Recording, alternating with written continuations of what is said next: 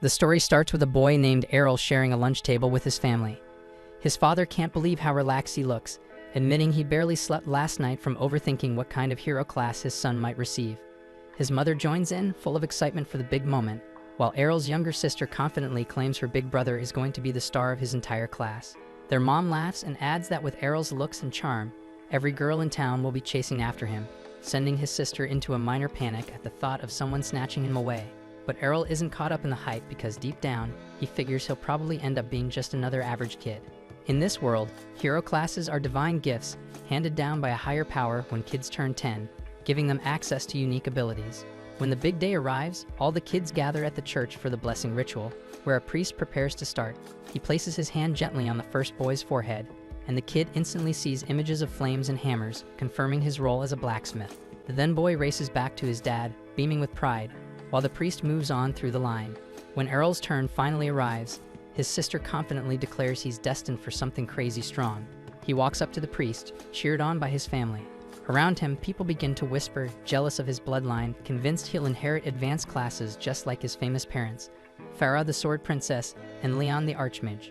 Once close, Errol closes his eyes and tries to concentrate, but no vision appears. The priest looks puzzled and finally announces that Errol is one of the rare cases, a hero with no class at all. Errol's family goes from thrilled to devastated in seconds, acting like they've been conned, and that his life is now completely doomed. The following morning, Errol starts training with a regular sword. His parents reassure him that they're not going to kick him out, but Errol tells them he's totally fine and doesn't want to just sit around mooching, while his sister promises she'll back him up no matter what. Seeing how stressed they are, Errol reminds them that he's been learning swordsmanship from his mother for years, so even without a class, he can still be useful. Though in his mind, he thinks she's a terrible instructor, since every time they spar, she sends him flying across the forest with her crazy strength. After he finishes explaining, his mom tears up with pride, and his dad starts to believe he might actually land a proper job one day. But after watching them all dote on him like he's a saint, Errol gets fed up and heads off to train alone. As Errol steps into the training field, he spots two students with the swordsman class clashing blades in a playful duel. Mid-fight, the two notice Errol watching and call out, asking what someone without a class is even doing in a place like this. Errol responds coolly, saying he's here to train just like them. The boys laugh, explaining they're not training at all, they're just messing around since their class handles most of the work. Then with smug grins, they offer to show him just how much their class has improved their swordplay and jump back into sparring. As Errol observes, he can clearly see how fluid and refined their movements are thanks to their class bonus. Curious, he asks if he can spar with one of them. One of the two scoffs at the request, calling it ridiculous for someone like Errol to challenge a class swordsman, but Errol stands firm because he doesn't think he needs a class to prove himself. Slightly offended by the confidence, the boy agrees, saying he'll gladly put him in his place. But before they begin, the boy checks if Errol still has his protection blessing, the passive safety barrier granted to everyone at birth, which slowly recharges as long as they avoid damage. Errol confirms it's fine and reassures him that he's not about to die from a spar and tells him to bring it on. Annoyed by his tone, the swordsman rushes forward and swings hard, only to be stunned when Errol effortlessly redirects the strike. A second attack comes, but Errol steps aside and counters with a clean parry. His friend, watching from the side, tells him to stop goofing around and finish it, but the swordsman replies that Errol's no pushover. Blow after blow, they clash in a string of parries, until the boy realizes he's not going to win this alone, so he frustratedly calls out to his partner for backup. The second swordsman charges in from behind, but Errol senses the move and sidesteps it just in time. While watching the two stumble over each other and argue, Errol notes that their class clearly doesn't teach teamwork. Seeing the perfect opening, he goes in for the finish. The moment they look up, Errol disappears from view, then reappears under one of them, landing a clean uppercut that drops him flat. As the other tries to strike back, he ends up tripping over his unconscious partner, giving Errol the perfect shot to take him down too. With both opponents lying flat on the ground, Errol calmly declares his victory. But instead of accepting the loss, they start whining, claiming he jumped them when they weren't ready. And as the two boys start asking Errol for a rematch, he agrees without hesitation. But before they can get into it, a boy standing behind cuts through the tension and warns the duo not to be reckless, reminding them that whining about cheap shots won't save them out on real combat. The red-haired boy then glares at them, calling their behavior shameful and a stain on every swordsman out there. One of the two tries to talk back, but his friend nervously hushes him, clearly aware of the redhead's high standing. The redhead approaches Errol directly and asks if he's really the son of Farah, the infamous sword princess. When Errol nods, the boy compliments his form, saying it's clear he learned some proper blade work from his mother. but then he raises his sword and challenges Errol to a serious duel. He says that those two jokers Errol just beat don't count, they're just rookies. And this time he wants to show Errol what the swordsman class actually looks like in action. Off to the side, the two boys whisper to each other, wondering if he's the son of Evans, the village guard captain. The redhead boy confirms it without hesitation, and Errol recalls that Evans used to work closely with his mom on monster hunts. Looking at the redhead now, Errol thinks it's hard to believe he's Evans' son. He's way too pretty to be related to someone that gruff, so he wonders if the kid's gonna turn into a walking wall of muscles like his dad someday. The boy's voice suddenly shakes as he praises his father, calling him a brilliant swordsman and a wise teacher.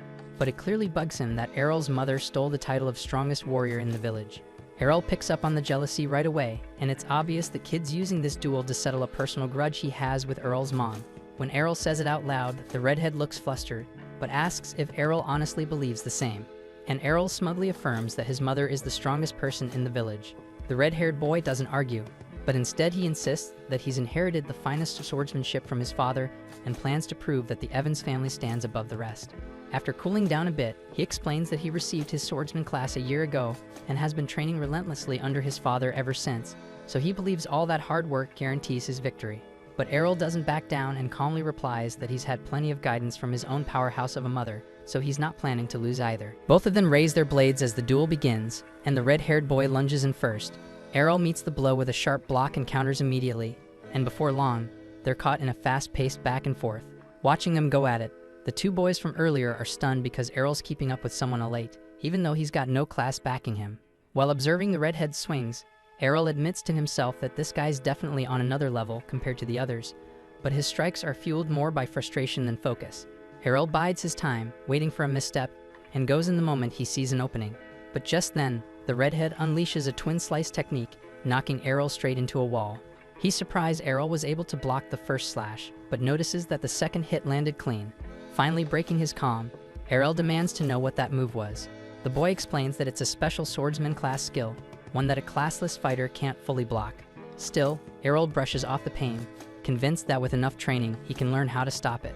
Hearing his resolve, the redhead can't help but respect him, praising his stubborn resilience. A few mornings later, Errol is snoring away deep into the day, and his sister sneaks in trying to wake him with a kiss. Just before she leans in, Errol jerks awake and knocks her away with a headbutt. She yelps, insulted, and demands a kiss as compensation while Errol walks out of the room to grab breakfast. Their mom greets him with a smile and dishes out the food, and the whole family sits down to eat. His sister asks if he's off to train again, and when he nods, she gets visibly annoyed, telling him to take a break and just let her support him for once. Errol doesn't respond, gets up silently, and heads out. His sister watches him leave, still wondering why he's been training like a man possessed ever since coming home all banged up. Farah gently reassures her daughter, saying that there's something she doesn't know. She leads her outside, opens a wooden chest, and reveals a pile of shattered swords inside, all broken during Errol's recent training sessions. Her daughter stares, stunned, while Farah looks genuinely proud, happy that her son found new motivation after sparring with those boys. The sight makes his sister smile too, but deep down, she still dreams of building a world where people without classes like Errol aren't treated like outcasts. Her mother listens with a warm expression, clearly moved by her daughter's idealistic heart. Somewhere in the woods, Errol slashes away at a target carved into a tree, then takes a few steps back to prepare another strike, and then releases a clean twin slice move, just like the one the redhead used. Landing the hit perfectly, he nods in approval, feeling proud of the progress he's made. While he thinks getting smacked around by the redhead was actually worth it, a goblin creeps through the brush behind him, club in hand.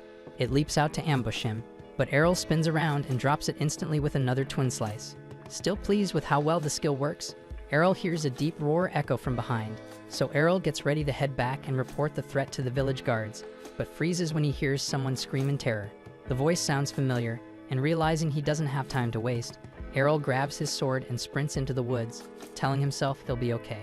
He crouches behind some bushes and peers out, only to see the redhead with his arm covered in blood. Standing over him is a hulking hobgoblin, and Errol starts piecing things together.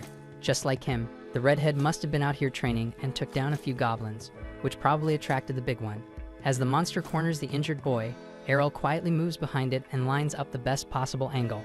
Taking a deep breath, he gets ready to strike, while the redhead mutters under his breath that this is the end. The hobgoblin lifts its club to finish the job, but Errol suddenly charges in and slices it down with a twin slice attack.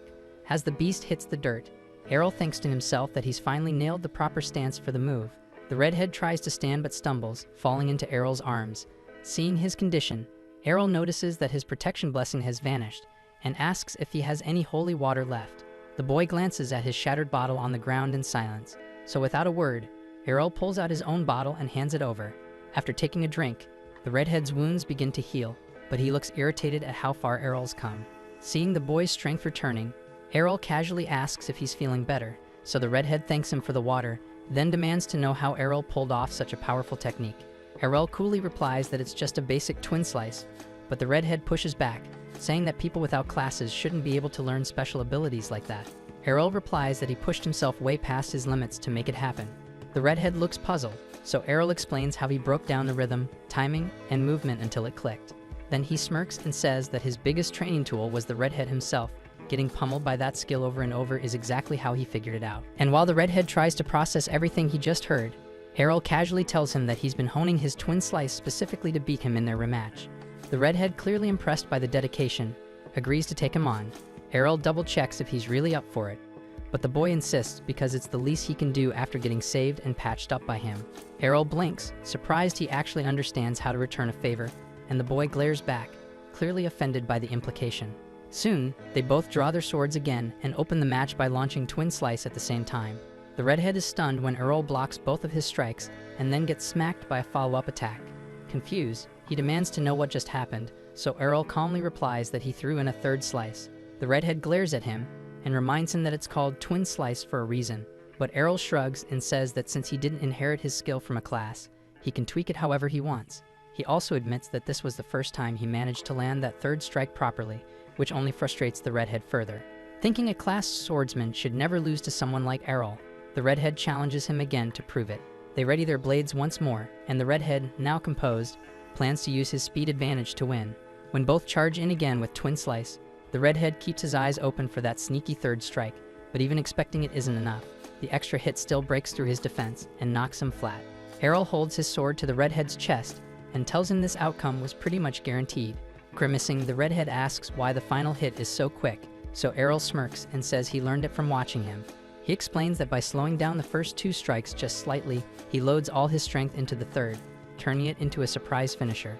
Frustrated and feeling completely outmatched, the redhead clenches his teeth in defeat while Errol walks off, calm and victorious. A few days later, during dinner with his family, Farah casually brings up that Evans' son has headed off to train in Brescia. The name catches Errol off guard, and he asks what Brescia is, so his mother explains that it's the legendary city of swords, and she herself trained at one of its top guilds before getting married. Hearing that, Errol's eyes light up with excitement, already imagining how far he could go if he trains there too, as a classless fighter carving his own path. Half a decade later, a more mature Errol travels by carriage toward the city of Brescia. As they roll through a wooded path, the driver turns back to let the group know they'll be arriving shortly after they crest the next hill. One of the female passengers turns to the others and casually asks if they're all bound for the same destination. A rugged warrior with a barbarian build responds with a frosty tone, prompting her to ask what his issue is. He gestures at her skimpy attire with a scowl, and the woman explains that wearing lighter gear improves performance for someone using twin blades like her. The two swordsmen quickly start arguing, tension rising, while the driver chuckles and comments on how strong advanced classes are supposed to be. Suddenly, the carriage grinds to a halt as a swarm of wild orcs blocks the path ahead. The driver challenges the two fighters to show off their skills, but their boldness vanishes in an instant when the Orc King rises. A terrified noblewoman clings to the barbarian boy's arm, but he shoves her aside and bolts. The girl runs too, and the driver, seeing the chaos, also turns to flee. But Errol steps forward without a word and charges straight into the pack of orcs. He begins slicing through them with clean precision, and the driver spots him using a blink dash technique. Yet as the monsters close in from all sides, the driver figures there's no way Errol makes it out. Then in a blur, Errol spins like a cyclone and cuts down the entire horde, while everyone stares in disbelief. The driver immediately recognizes the move. It's Blade Dance, the iconic ability of the legendary sword princess. He's baffled and wonders how Errol can use that, because it's supposed to be exclusive to female classes. Right in front of him, Errol dodges the Orc King's massive weapon, flips over him mid-air, and plunges his sword deep into the monster's skull, dropping it instantly.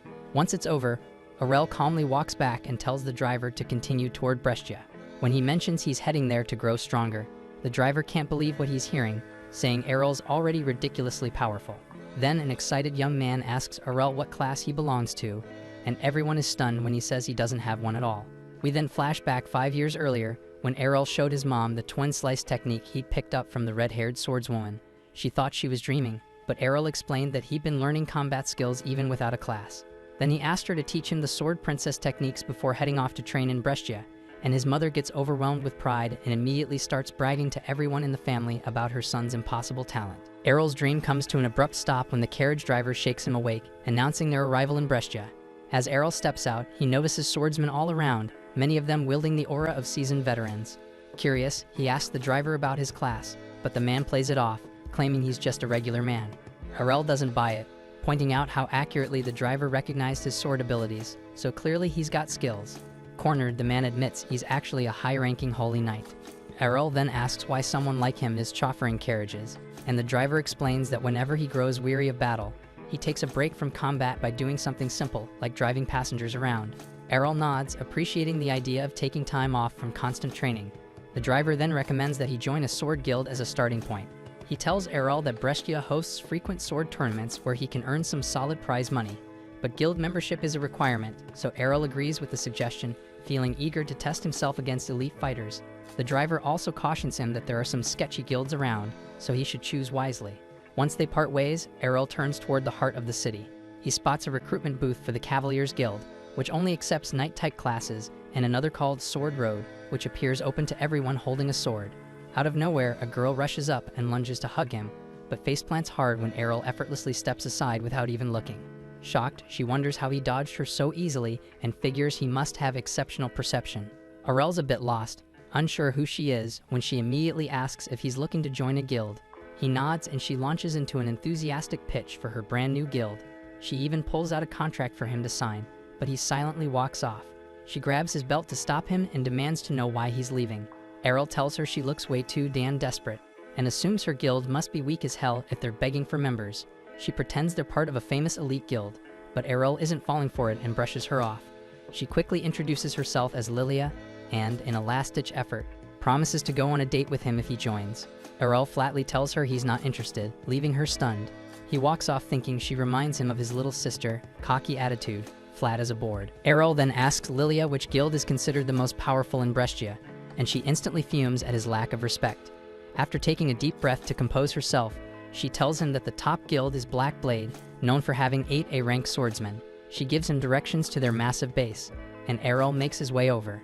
At the entrance, a guard steps forward and asks his business. Errol replies that he wants to join, and the guard directs him toward the application area. Errol heads that way and waits in line for registration. When it's finally his turn, the receptionist informs him that the guild only accepts applicants with advanced combat classes. Errol responds that he doesn't have a class, and the receptionist bursts into laughter before bluntly telling him to leave. The people standing nearby start murmuring about him. Errol tries to ask if he can at least take the entrance test, stating he's confident in his strength. But the receptionist refuses, insisting the rules can't be bent. Just then, several A-rank swordsmen walk in, lighting up the room, but Errol decides not to waste his time and walks out. He tries approaching other guilds throughout the city, but none of them are willing to give him a shot. All turn him away without hesitation. By the end of the day, Errol feels defeated, but then he recalls that his mother once gave him a recommendation letter to help him get into her former guild. At the time, he figured she was just being overly cautious, but now he understands that she knew the kind of rejection he'd face. As Errol makes up his mind to head to her old guild, Lilia suddenly shows up again, but he brushes past her without saying a word.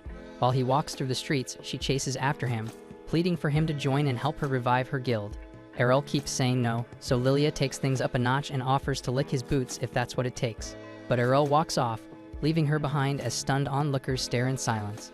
Even so, Lilia shouts that she won't give up on him. Eventually, Errol locates the guild's address, but Lilia catches up once more. She insists he's welcome to sign up and points to the huge building nearby. Errol is confused why a guild that big seems so unimpressive, and Lilia admits they've lost most of their old prestige. Still, she's determined to bring back the glory of the Dragon Fang Guild, the one that was once led by the legendary Dual Swords King. Hearing that name jogs Errol's memory, reminding him that his mother was once a part of that same guild in her younger days. That's when he finally agrees to take a look, so Lilia leads him inside and guides him to an open seat. Out of nowhere, Lilia's drunken father stumbles up from the couch and she instantly snaps at him. She reminds him that the doctor strictly forbade him from drinking, and besides, they don't even have money to waste on booze. But her father waves her off, clearly doesn't give a shit, and Errol suddenly realizes this man is none other than the Dual Swords King. As he spots the missing arm, the man looks at Errol and bluntly tells him to walk away because this guild's going down anyway. Lilia tries to stop him from leaving, but he ignores her completely and heads out the door. She turns to Errol, explaining that her father used to be one of Brescia's top-ranked fighters, but his career was ruined when he lost his arm. She figures there's no way Errol would stick around after seeing all this, but to her surprise, he says he's joining. Lilia thinks she's hallucinating, but Errol explains that none of the other guilds would accept him either way. She lights up and quickly pulls out a membership contract, and Errol takes a seat to sign. When he hands it back, Lilia finally notices something odd. Errol's class field is blank. Thinking it's some kind of joke, she glares at him, but Errol shows her his official certification. She examines it closely, then calmly stands up, draws her sword, and threatens to give him the deceased class herself if he doesn't get out of her guild right now. Errol asks why she's reacting like this, and Lilia shouts that she needs real swordsmen on her team. Remembering how Errol embarrassed her earlier, Lilia fumes furiously that she got humiliated by someone with no class at all. That's when a woman named Reiner walks into the room, and Lilia immediately throws herself into her arms, whining that some fraud without a class tried to trick her. But Reiner freezes, and she recognizes Errol right away. Errol's confused and asks how she knows him. Reiner smiles and says they're actually from the same village. She reminds him they used to spar when they were kids, but Errol still draws a blank. Then she says they crossed paths again 5 years ago, and Errol replies that he would remembered someone as gorgeous as her. Reiner's face goes red as a pepper, and that's when Errol finally remembers fighting a red-haired boy. Reiner laughs and reveals she's the daughter and only child of Captain Evans. Errol apologizes for not recognizing her sooner, and Reiner says it's fine, guessing her long hair probably threw him off, thinking to himself that it wasn't her hair that changed, while his eyes drift toward her big melon. Just then, Lilia turns to Reiner and asks if this is the same classless kid who beat her. When Reiner nods, Lilia is stunned to realize it was him. Reiner's still a little sore about the past, says she's way stronger now and challenges Errol to a rematch, just like old times. The girls then escort Errol to the guild's training grounds, where Lilia can't believe Reiner is serious about dueling a guy with no class. But Reiner insists that Errol's strength is real, and she's determined to prove she can surpass him. Once they step into the arena, Lilia takes the role of referee and announces the start of the match. Reiner opens with a twin blade strike, and Errol assumes he can block it easily. But to his surprise, her attack slices clean through his attack and lands a hit on his body. Confused, Errol wonders how she managed to break his attack. Reiner lowers her massive sword and explains that it's 5 times heavier than a normal blade, meaning he can't parry it using the same move. She adds that her brute swordsman class multiplies her attack power, leaving Errol shocked as he braces himself for the next strike. He compliments her growth while defending against her relentless flurry of blows. Realizing he can't keep clashing head-on, Errol retreats a few steps, admitting that he'll lose if he keeps this up. He's puzzled why Reiner is revealing all her advantages mid-fight, but she says it's worth it if it helps her finally beat him. Errol warns her that her speed won't be enough to land a hit, and she charges forward to prove him wrong. She knocks aside his sword and slashes at him, only to strike through an afterimage. Before she can react, Errol appears behind her and taps the side of her neck with his blade.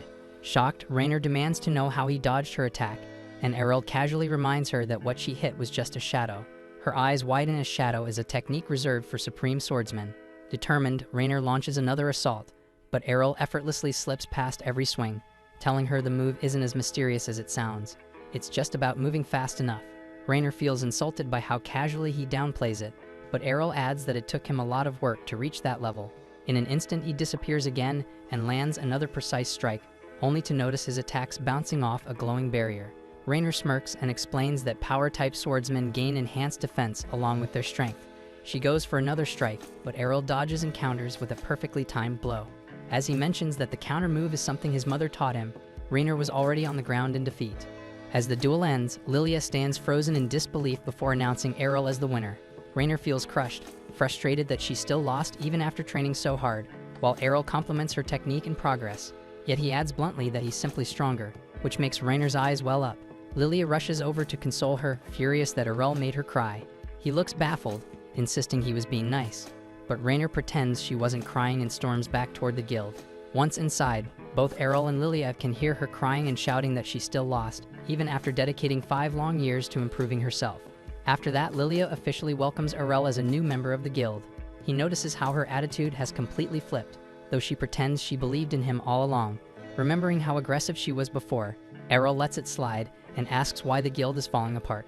Lilia hesitates for a moment before admitting that they're deep in debt. When he asks how much, she motions for him to lean closer and quietly whispers the number in his ear, but she adds that they can clear all of it if they win the upcoming tournament. Lilia then explains that the event requires 3 participants, and Errol wonders aloud why Rainer is still staying with them despite their rundown state. Lilia tells him that when Rainer first arrived in Brescia, every major guild turned her down. Her father, however, saw her potential and welcomed her into Dragon Fang without hesitation. Errol nods, realizing that Rainer stayed out of loyalty to repay that kindness. Then he confidently assures Lilia that they'll erase the debt easily once they win the tournament. But Lilia looks uneasy, pointing out that the opposing guilds can field up to 5 fighters while they only have 3.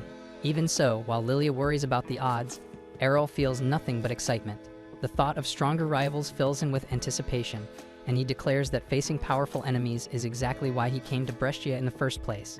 Watching quietly from the sidelines, the guild master observes everything, smiling to himself as he recognizes the tremendous potential within Errol.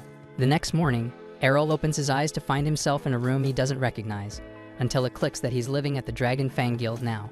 After getting ready, he heads out and joins Lilia and Rainer at the table. Lilia flashes him a cheerful smile and asks if he slept well. Errol nods, saying that it's been far too long since he's slept in an actual bed. Noticing how quiet Rainer is, Errol wonders if she's still bothered by losing yesterday's match. But before he can think too long, Lilia breaks the silence, excitedly announcing that they're officially registered for the guild tournament. Beaming with pride, she says Dragon Fang is registered and ready to fight. Errol curiously asks if the prize money is enough to wipe out their debt. Lilia confirms it is and begins explaining the rules of the tournament, revealing that victory requires eliminating every opposing guild member. Rainer seems anxious, concerned that their small team will struggle against larger, tougher squads. But Lilia remains upbeat, pointing out that the chances of running into high-level A-ranked fighters are slim, and they got 2 solid B-rankers on their side. Errol looks puzzled at the mention of ranks, so Rainer scoffs at him for being clueless, and Lilia breaks it down, saying that swordsmen are ranked from D up to A based on overall combat power. She also mentions that only 20 people in all of Brescia hold the A rank, and that both she and Rainer are classified as B rank. And even though Errol beat Rainer, Lilia doesn't believe he's A rank, since the jump in strength between B and A is massive. All of a sudden, she remembers the matchups for the tournament are about to be revealed, and she rushes off to check. As Lilia heads out, Rainer stands up too, and Errol asks where she's going. When she says she's heading out to train, Errol confirms she's a power bladesman and asks if she has any other abilities tied to that class. She tells him about a skill called Guts, which boosts her defense barrier significantly. Eager to learn it, Errol stands up and grabs Rainer's hands. Rainer blushes, thinking he's about to flirt, but then he calmly asks her to beat him up using her sheathed blade. Errol tells her this will bring them closer, but Rainer gets flustered and says she's not into that freaking kind of relationship. Errol quickly explains that he's not trying to be weird, he just wants to understand how her Guts skill works. Since the ability strengthens a person's resilience under pressure, he figures the fastest way to learn it is by letting her hit him over and over again. Rainer then reminds Errol that divine blessings can't simply be copied, and that her abilities were granted, not taught. But Errol brings up how he was able to learn both Twin Slice and Shadow, leaving her momentarily speechless. Without saying more, she leads him to the training field, where Errol asks to borrow her heavy sword. Rainer doubts he can even lift it, but her eyes widen in shock as he effortlessly draws it. Errol calmly tells her that it's thanks to the endless hours of training he's poured in, and he's confident he can master the Guts ability too. That's when Rainer finally acknowledges his determination. She agrees to help him learn, warning that she won't be holding back. Errol feels genuinely lucky to have such a powerful ally from his hometown. Blushing from his words, Rainer raises her blade, and their special training begins. Not long after, Lilia comes bursting in, completely panicked over the tournament matchups. She's in tears when she announces that their very first opponent is Black Blade, the most elite guild in all of Brescia. Knowing that their captain Jorg is a total monster with no sense of mercy, Lilia fears he'll show no restraint in crushing them. Still, she decides they'll face fate head-on and give it their all. Then when Lilia finally notices Rainer hammering down on Errol, she assumes they're having a falling out. Rainer explains it's just intense training, but Lilia remains convinced Rainer is venting her anger on him. Covered in bruises, Errol staggers up and complains that he's starving, but Lilia tells him to drink some holy water first to recover. As the days pass, the tournament day finally arrives. Errol is blown away by the enormous coliseum and the roaring crowd filling the seats. He then overhears some spectators chatting nearby, and they're excited to see 2 big guilds clash. But their money's on Black Blade, since nobody expects anything from the rundown Dragon Fang. Lilia grits her teeth, ready to snap, but Rainer stops her before she can cause a scene. Errol is surprised there's gambling going on, and Lilia suddenly grins darkly as she sees their odds are set at 20-1. Errol seems impressed by the number, but Lilia reminds him that it just means everyone expects them to get destroyed. Still, she thinks the outrageous odds are the perfect chance to make some quick money if they pull off a miracle and win. Knowing full well they're doomed if they lose anyway, Lilia confesses she went all in. She mortgaged her home and bet every last coin they had on Dragon Fang. Rainer nervously points out that they're more likely to lose, but Lilia shrugs, saying it's not like things can get any worse. Out of nowhere, Jorg approaches and commends Lilia for defending her father's guild with such fire. He casually asks about the mysterious classless fighter she brought in, and Lilia immediately suspects he's being sarcastic. With a fake tone of concern, Jorg says it saddens him to see his old rival guild in decline. Then with a smirk, he claims he personally arranged their matchup because the crowd would love a battle between the former strongest and the current strongest guild. He even says he did her a favor, letting her profit off the betting odds. But Jorg can't hold back his laugh, knowing there's no way she'll defeat the elite team he personally handpicked. When Lilia firmly declares they'll win anyway, Jorg walks off, leaving her boiling with rage. Errol watches quietly, seeing right through Jorg's manipulative charm and empty compliments. Later, as the match time approaches, the announcer hypes up the event, and the audience explodes with excitement. Errol observes that Jorg himself won't be participating and wonders if the guild master is showing mercy. Lilia quickly shuts that down, reminding him that Jorg's members are all A-rankers, and Rainer agrees that they're definitely not pulling any punches. But that only makes Errol more eager to face off against high-level swordsmen. Shortly, the announcer announces the first fight, Black Blade's Geo versus Dragon Fang's classless Errol. As Errol enters the battlefield, whispers ripple through the audience. People scoff, wondering why Dragon Fang would send someone with no class to be publicly embarrassed. Even Geo sighs and thinks that this fight is going to be a complete waste of time. As the match begins, Geo immediately teleports forward and stabs Errol with his sword. Lilia gasps in panic, but Rainer calmly says it's just a shadow clone. As the false image vanishes, Geo's confident smile begins to fade. He spins and thrusts again at the figure behind him, only for that one to dissolve as well. That's when he realizes there are now 2 more Errols standing across the arena. Thinking he can finish them all in one move, Geo charges up a blink dash and strikes, only to be caught off guard by a third version behind him.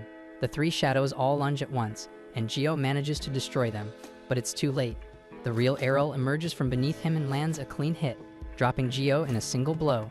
Crumpled on the ground, Geo struggles to understand how Errol summoned 3 illusions at once, but Errol casually explains that his mother can create 5 shadows without breaking a sweat. With the match over, the announcer calls Errol the winner, and the crowd erupts into cheers. Lilia jumps up, celebrating, while Rainer stares in disbelief that Errol just crushed an A-rank swordsman like it was nothing. As the medics carry Geo off the field, Errol reflects on how clean Geo's critical attack was and thinks that he still has a long way to go before he can replicate this skill. At the same time, the audience is left stunned, unable to believe that someone without a class could outperform an elite swordsman. As Jorg watches from a distance, silently clenching his jaw, the next round begins. Black Blade's second fighter lunges forward, slashing at Errol, but he deflects each strike with ease. Without hesitation, Errol counters with a flawless twin slice, cutting his opponent down and securing another swift win. In the following bout, Errol faces an agile fighter wielding a dagger for close-range combat, but before the man can react, Errol vanishes like a phantom and reappears behind him, knocking him out cold. Even Rainer and Lilia are caught off guard because he's just scored 3 victories in a row. Rainer turns to Lilia and asks why she isn't stepping in to fight yet. Lilia, knowing full well she'd stand no chance, decides to focus on cheering instead. She gets Rainer to join in, and they both watch as Errol takes on his next challenger, a heavily armored shield user. Errol dodges every strike with precision while his opponent glares, accusing him of lying about being classless. Errol compliments the man's techniques, saying he'll need to wear him down over time since breaking through his defenses head-on isn't an option. But the shield bearer scoffs, insisting someone with no class shouldn't even be able to fight him at all. Errol responds that everything he has came through relentless effort. The shield fighter dismisses that, saying effort alone can't compete with the power granted by classes. He then fakes a sword swing and rushes in with a shield bash instead, but Errol sees right through it and counters mid-move using his newly learned foresight ability. The parry knocks the shield out of the man's grasp, stunning him. He wonders if Errol picked up the technique by watching his previous opponent. Errol admits to himself that he's still a long way from mastering it, but he's gotten good enough to replicate it mid-fight. Then Errol nails him with another counter kick, impressing even his foe with how quickly he learns. Then Errol calmly walks over to the fallen shield and picks it up. Infuriated, the swordsman charges at him in rage, but Errol casually dodges and finishes him off using the exact same shield counter against him. With that, the announcer declares Errol's 4th straight win, and the crowd starts whispering in disbelief and questions if he is really classless. So the tournament officials step in and demand proof. Errol agrees without hesitation, handing over his class card.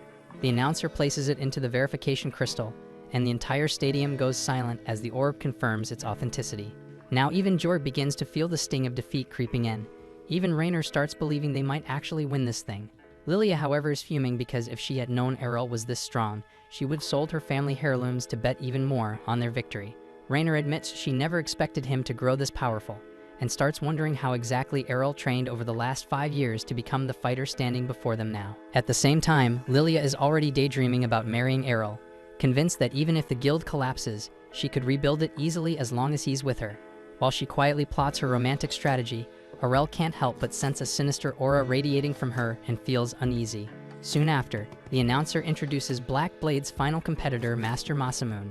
Errol immediately notices that he's wielding a katana, and Rainer quickly identifies him as a rare samurai-class swordsman. Since Masamune has never fought publicly before, Lilia assumes he's Black Blade's secret trump card for the tournament. As the match begins, Masamune stands motionless, hand resting lightly on his sword, his calm composure alone radiating danger, and Errol feels the pressure building in the air. Seeing his hesitation, Masamune smiles faintly and says he's only waiting for Errol to step closer so he can unleash his ultimate move. Errol smirks back and begins to approach, surprising Masamune, saying they can't just stand around forever, and he wants to see the swordsman's strongest technique for himself. Masamune chuckles softly, warning that if he uses his final strike, Errol won't even see it happen. But Errol, confident in his own speed, keeps moving forward. He notes that Masamune's blade is still sheathed and guesses that he'll release everything in a single decisive draw. Errol considers using his shadow technique, but decides it's pointless because Masamune's focus is too sharp for illusions. He stops right before him, realizing that this battle will be decided in one strike. Both stand perfectly still, holding their breath. Then as Errol takes one final step, Masamune moves and his blade flashes like lightning. But in that instant, Errol vanishes. Masamune's eyes widen because Errol didn't dodge with an illusion, he vanished with his real body. Behind him, Errol's voice calmly praises Masamune's incredible speed, but says the person who trained him was far faster. Then Errol unleashes Piercing Tempest, the Sword Princess's signature finisher, striking Masamune with a storm of slashes that sends him crashing to the ground. Rainer and Lilia freeze in shock, recognizing the legendary Sword Princess technique, while the crowd erupts in disbelief. The announcer declares the result, and chaos breaks out in the stands as gamblers scream in frustration at the Black Blade team for blowing all their bets. Rainer and Lilia cheer wildly, celebrating their hard-earned victory. When Errol returns to them, Lilia tries to leap into his arms, but he instinctively sidesteps and she crashes to the floor. He apologizes, saying it was just a habit he developed dodging his younger sister's surprise hugs. Lilia immediately cheers up when she remembers the massive payout they'll get, while Errol turns to see Rainer standing nearby with her arms out, waiting for a hug. Realizing what she's doing, Rainer blushes furiously and drops her hands, but Errol tells her that he wouldn't mind hugging her, as long as she's not wearing armor. Lilia immediately volunteers to take her place, but Errol dodges her again, letting her fall face first once more. Watching from afar, Jorg grits his teeth, seething with rage as he silently vows to make them pay for this defeat. Later that evening, once they got back to the guild house, the place turned into a full-blown party with drinks flying in every direction. Errol still couldn't believe Lilia was even allowed to touch alcohol, but she made it clear she was a grown woman, even if she still looked like a kid fresh out of class. What really messed with her head was how Errol went toe-to-toe with 5 elite swordsmen from the top guild in the entire country and came out untouched. To her, this was her golden opportunity, and if she played things right, she could ride his rise straight out of obscurity. She didn't waste time and went straight for it, asking him to marry her and claiming she could give him anything he desired. But Errol, being the cold-blooded lone wolf that he is, shut her down immediately and said he'd rather go with someone like Rainer instead. That hit Rainer like a truck, making her face light up red as she jumped from her seat, snapping at Errol to quit saying dumb shit just to dodge Lilia. But Errol was dead serious and asked what made her think he was joking, and she fired back when they were kids, he called her a dude during a sparring match.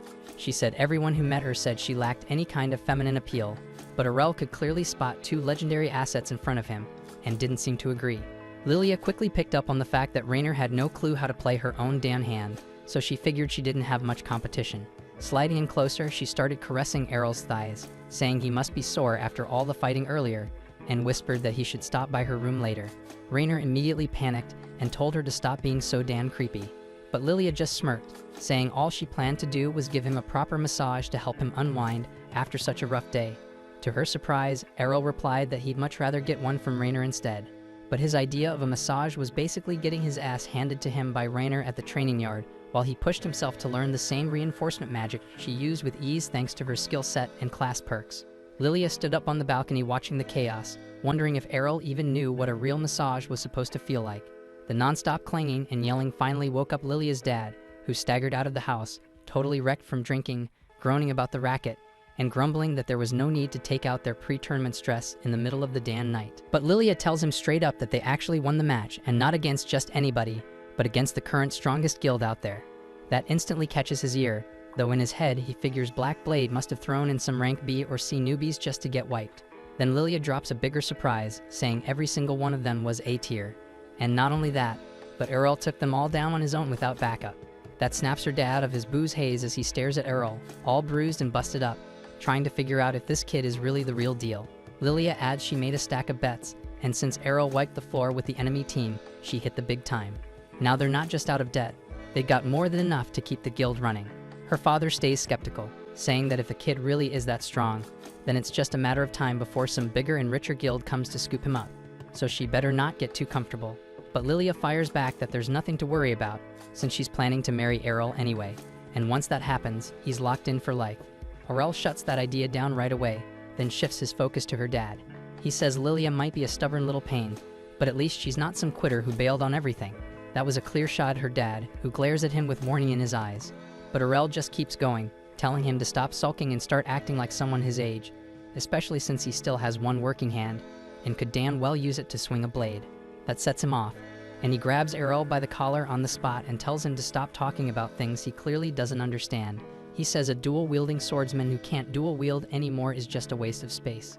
Errol doesn't back down and says he disagrees, since he's a classless fighter still pushing forward and trying to make something out of nothing. Her dad shoves him back and walks away without saying another word, heading upstairs. Lilia and Rainer rush over to Errol, checking if he's alright. Lilia apologizes for what her dad did and thanks Errol for speaking up. Errol says even with one arm gone and years of doing nothing, her dad is still insanely strong, and it's a shame all that strength and experience is going to waste. He starts thinking about all the cool skills he could pick up from a guy like that and makes a promise to himself to get Rod to grab that sword again. Lilia hears him talking about learning and casually brings up the dungeons under the city as a good place to start. Errol doesn't have the slightest clue what a dungeon is, so Rainer steps in and explains that dungeons are underground caverns crawling with monsters, usually spawning in the hundreds, and packed with deadly traps. It's one of the best spots to rack up combat experience, sharpen new techniques, and level up fast, especially with the Sword God Cup coming up. Errol clearly has no idea what she's on about, so she breaks it down further. Every year, the city throws a massive tournament where the top swordsmen from across the country show up to prove who really sits at the top. Without wasting time, Lilia whips out a registration form and tells Errol to fill it if he wants in. But right in front of her, to Rainer's total shock, he tears it clean in half. Rainer looks stunned and asks if he's seriously skipping the contest, but Errol says Lilia tried to slip one past him and had handed him a damn marriage certificate instead. Lilia laughs it off, saying she was just messing around and wanted to see how far she could push it. But Errol's had enough of playing nice, and he grabs her from behind and locks her in a rear naked choke just to teach her a lesson. By the time morning rolls in, Errol wakes up with Lilia trying to launch some kind of sweet ambush, but he reacts fast, dodges her, and ties her to the bed before heading out like nothing happened. Later that same day, the whole crew heads toward the dungeon grounds, where Lilia starts explaining the basics. Every adventurer stands on a teleportation circle, which lets them jump to a dungeon floor they've already been to, and you can't skip ahead to new levels unless you've physically been there before. Lilia brags she's made it to level 12, while Rainer has hit floor 14. Errol decides on the spot to head straight to the 14th floor with Rainer, but Lilia cuts in and says it doesn't work that way. Unless he's been to a level himself, the circle won't let him teleport there. That was a letdown since Errol wanted to jump into the deep end and fight the strongest monsters right away. Lilia tells him to chill, saying she knows a shortcut that can take them down to the lower floors pretty fast. Everyone agrees to the plan, but Lilia tries to peel Errol off from the group, saying Rainer can continue her own floor 14 run and that Errol doesn't need two guides. She grabs his arm and starts pulling him aside, but Errol's not that easy to trick. He shuts her down and tells Rainer to come with them anyway. They step onto the first floor and get ambushed right away by two armored knights. Errol draws his blade and locks into combat with one of them, while Rainer handles the second. He quickly notices that even with their bulky gear, the knights move with surprising speed, though it's still manageable. Using a quick burst of movement, He dashes in and slices through the knight's neck, but instead of falling, the armor keeps moving, revealing that it's completely hollow and being powered by the dungeon's own mana. Even headless, the thing doesn't stop. Rainer mentions that they don't feel pain and have no clear weak spot, so Errol switches tactics and goes for the legs, and the moment he strikes, the knight collapses to the floor. Rainer finishes her fight too and warns that these enemies will regenerate, so they should keep moving. Before pushing forward, Errol asks Lilia what her class is. She proudly says she's a fencer and offers to teach him anything he wants, whether it's in the training arena or in bed. But Errol turns her down again and walks off without saying more.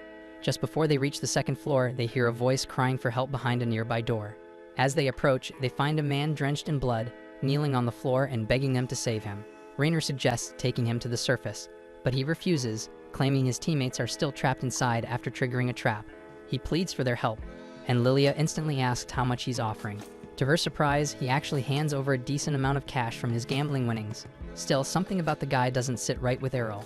Walking behind him, Errol watches closely. From his own experience, anyone bleeding that badly wouldn't even be able to sit up without holy water, let alone walk all the way back here. He realizes the blood and wounds are completely fake, but he keeps it to himself, thinking this might turn into something more entertaining. The man leads them into a hidden chamber where they spot a long trail of blood and a small puddle in the center, with a single gold coin placed neatly in the middle. Lilia's eyes light up the second she sees the coin. As she reaches for it, a teleportation circle activates beneath their feet. Rainer catches on that they've walked straight into a trap, while the man smirks and admits he got paid well to set it up. What he didn't expect was for the magic circle to drag him along too. They'd all reappear on a floor none of them recognize, not even Rainer, which means it's deeper than the 14th level. But so far no enemies have shown up. The man who faked his injuries was now trembling uncontrollably, his voice cracking as he muttered that they'd somehow stumbled onto the dungeon's final floor, the one said to house the advanced sword god. Right then, a knight clad in rainbow-colored enchanted armor appeared before them. Lilia wasn't buying any of it, brushing off the whole sword god class as a dumb legend. Errol, on the other hand, instantly recognized how bad the situation was. He shoved Lilia to the ground just as the sword god unleashed a high-speed slash that tore straight through the dungeon walls. The moment the dust settled, the sword god charged directly at Errol. He barely managed to lift his sword in time to block the hit, and even then, the force slammed him into the wall. Still, he realized he only survived it thanks to the reinforcement training Rainer had drilled into him. He went on the counterattack immediately, swinging at the knight, but his opponent was insanely fast and danced backward with expert-level footwork. That made Errol grin, saying this was the perfect time to test his limits. His party was stunned as he stepped in again, using the same divine step technique, launching a flurry of strikes that the knight caught and blocked one by one. The pressure pushed the knight back, but he suddenly activated a skill that spiked the gravity in the room, pinning everyone else to the floor. But Errol stayed on his feet with ease because he'd already gone through this kind of pressure back when he was a kid. His mom used to train him under the same conditions, where standing alone took everything he had. When she came at him back then, he was completely helpless. But now things had changed. He pulled out the gold coin and used it to cancel the effect, opening a small window in the knight's defenses. Errol didn't waste it, and he tapped into one of his strongest moves, a technique called Infinite Break. The impact shattered the knight's body completely, leaving the others in stunned silence. He then took a sip of holy water to recover his strength, and then the entire group exited the dungeon safely through the teleportation portal. Back at the tavern, Rod was once again drowning himself in booze when he overheard three loudmouth punks bragging about how they lured the new recruits from the Dragon Fang Guild straight into a trap, proudly saying those poor bastards probably weren't coming back. Rod stood up, walked over, and shattered their table with a single punch. He demanded they spill everything they knew, but before they could answer, Jorg stepped in and called him a useless drunk. Rod instantly put the pieces together. If Jorg was involved, then Lilia's odds of making it out alive were practically zero.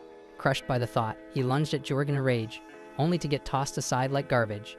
He hit the ground hard, stuck there on his knees, wishing there was something he could do to save his little girl.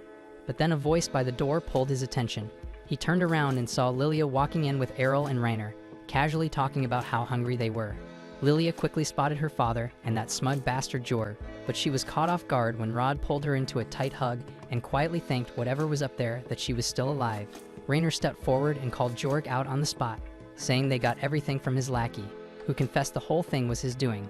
Jorg, like any sleazy politician, denied everything without hesitation and claimed that anyone who enters the dungeon is responsible for their own damn safety. And Errol couldn't exactly argue with that. Rod warned Jorg that he wasn't going to walk away from this clean. Jorg brushed him off again, called him a washed-up drunk who should have stayed in the gutter, and left without a care. Arel just stood there wondering what kind of garbage he'd have to deal with next. A few days pass, and Lilia receives a scroll listing the complete lineup for the tournament's preliminary brackets. Much to her disappointment, she finds out that she's been placed in the same bracket as Errol, a discovery that instantly crushes her hopes, since it means her chances of winning the prelims and representing her guild in the main tournament are now almost non-existent. Errol, slightly puzzled by how the preliminaries work, is quickly brought up to speed by Rainer, who explains that the Sword God tournament draws such an overwhelming number of participants that it's impossible to include everyone in the main bracket.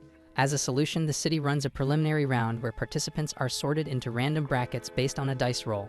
It's entirely luck-based who ends up facing whom, and the winner of each bracket earns direct entry into the official tournament. Looking over the scroll Rainer is holding, Errol notices that she's actually placed in a different group than Lilia. She quietly breathes a sigh of relief and offers a silent prayer of thanks, knowing she wouldn't stand a chance against him if they had been matched. She then starts praying again, this time for a smooth path through her prelims. When Errol jokingly teases her about having unresolved daddy issues, Lilia cuts in, saying it's time to return to the dungeons for more training. Errol, on the other hand, seems completely fed up with dungeon crawling and just wants to bail. Lilia tries to play the charm card, insisting that she needs a strong man to protect her if anything goes sideways. Rainer, watching this unfold, makes a mental note of how helpless she sounds and quietly vows to give her a lesson or two about standing on her own. Just then, before anyone can leave, Rod enters the room with exaggerated concern, pulling his daughter into an embrace and reminding her to be extra cautious, just in case Jorg decides to make another move. Lilia sees the fear in her father's expression and promises to be careful before heading out. As Rod turns around, he finds Errol silently watching him with a judging stare. Rod defends himself, saying there's still time for him to get his act together and be a better father. Errol simply smiles and responds that it's never too late to be a decent person, then walks off. 2 weeks later, the day of the preliminaries finally arrives. The matches kick off as crowds roar from the sidelines, cheering on the fighters as blades clash and sparks fly. Bit by bit, the ranks begin to thin as combatants are knocked out, and Lilia unfortunately ends up losing her match, without even making it far enough to face Errol. Lilia then sulks quietly in the corner, brooding over the outcome and clearly disappointed, as she had at least hoped to make it to the finals this time. But Errol shows no sympathy for her frustration, casually remarking that all her concern about being in the same bracket as him was pointless because she would have lost either way. His bluntness only deepens Lilia's gloom, but she quickly gathers herself and warns him to stay alert, even with his strength, since the other finalist in their group has a few tricks that might catch him off guard. Errol, on the other hand, doesn't seem remotely concerned and remarks that he's already encountered nearly every kind of technique during his battles inside the dungeons, so it's unlikely this opponent would catch him off guard. Still, Lilia remains unconvinced and explains that the red-haired swordswoman is actually a magic swordsman, someone who can channel spells through her sword, enhancing it with mana and added force. That detail catches Errol's attention, as he hadn't expected the tournament, centered on pure swordsmanship, to allow the use of magic. But Lilia clarifies that it doesn't matter what class you belong to. As long as you're affiliated with a guild, you're qualified to compete in the tournament.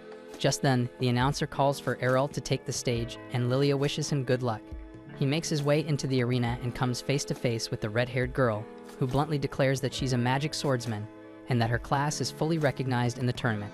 She adds that she doesn't want to hear any whining about the match being unfair just because she uses magic. Errol calmly responds that he has no complaints. Whoever fights best deserves the win. With that, the announcer signals the start of the match, and the red-haired swordswoman immediately launches a series of fireballs at him. Errol moves with precision, dodging each blast like he's in a scene from The Matrix, deflecting a few and slicing through others mid-air. She continues the relentless assault, her mana seemingly endless, but Errol maneuvers through the barrage and manages to close the distance between them. He strikes with intent, aiming to end it quickly, but she blocks just in time and counters with another fireball, forcing him to retreat. As the duel continues, Errol begins to analyze her rhythm and notes aloud that it must be convenient to switch so easily between long-range and close-quarters combat. She smugly replies that her talents are natural, and someone like him without a class could never hope to match her.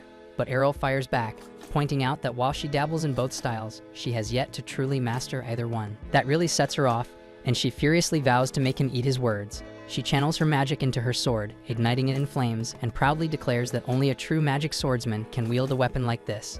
With that, she swings the flaming blade, sending a wave of fire trailing toward Errol, who calmly steps aside and cuts right through it. Still, even he begins to struggle to predict her next move, thrown off by the unpredictability of her footwork and sudden attacks. Acknowledging her skill, Errol comments that she must have spent a fair amount of time honing her craft. But then, without warning, he plants his feet and stops moving altogether, effortlessly deflecting each of her fire-infused strikes from a single position, showing her what real technique looks like. He remarks that if her foundation in swordsmanship had been more solid, even if slightly above the average, she could have made things far more difficult. But at her current level, she barely stood out from a background NPC. The words cut deeper than his sword. Humiliated and rattled, the girl lashes out wildly.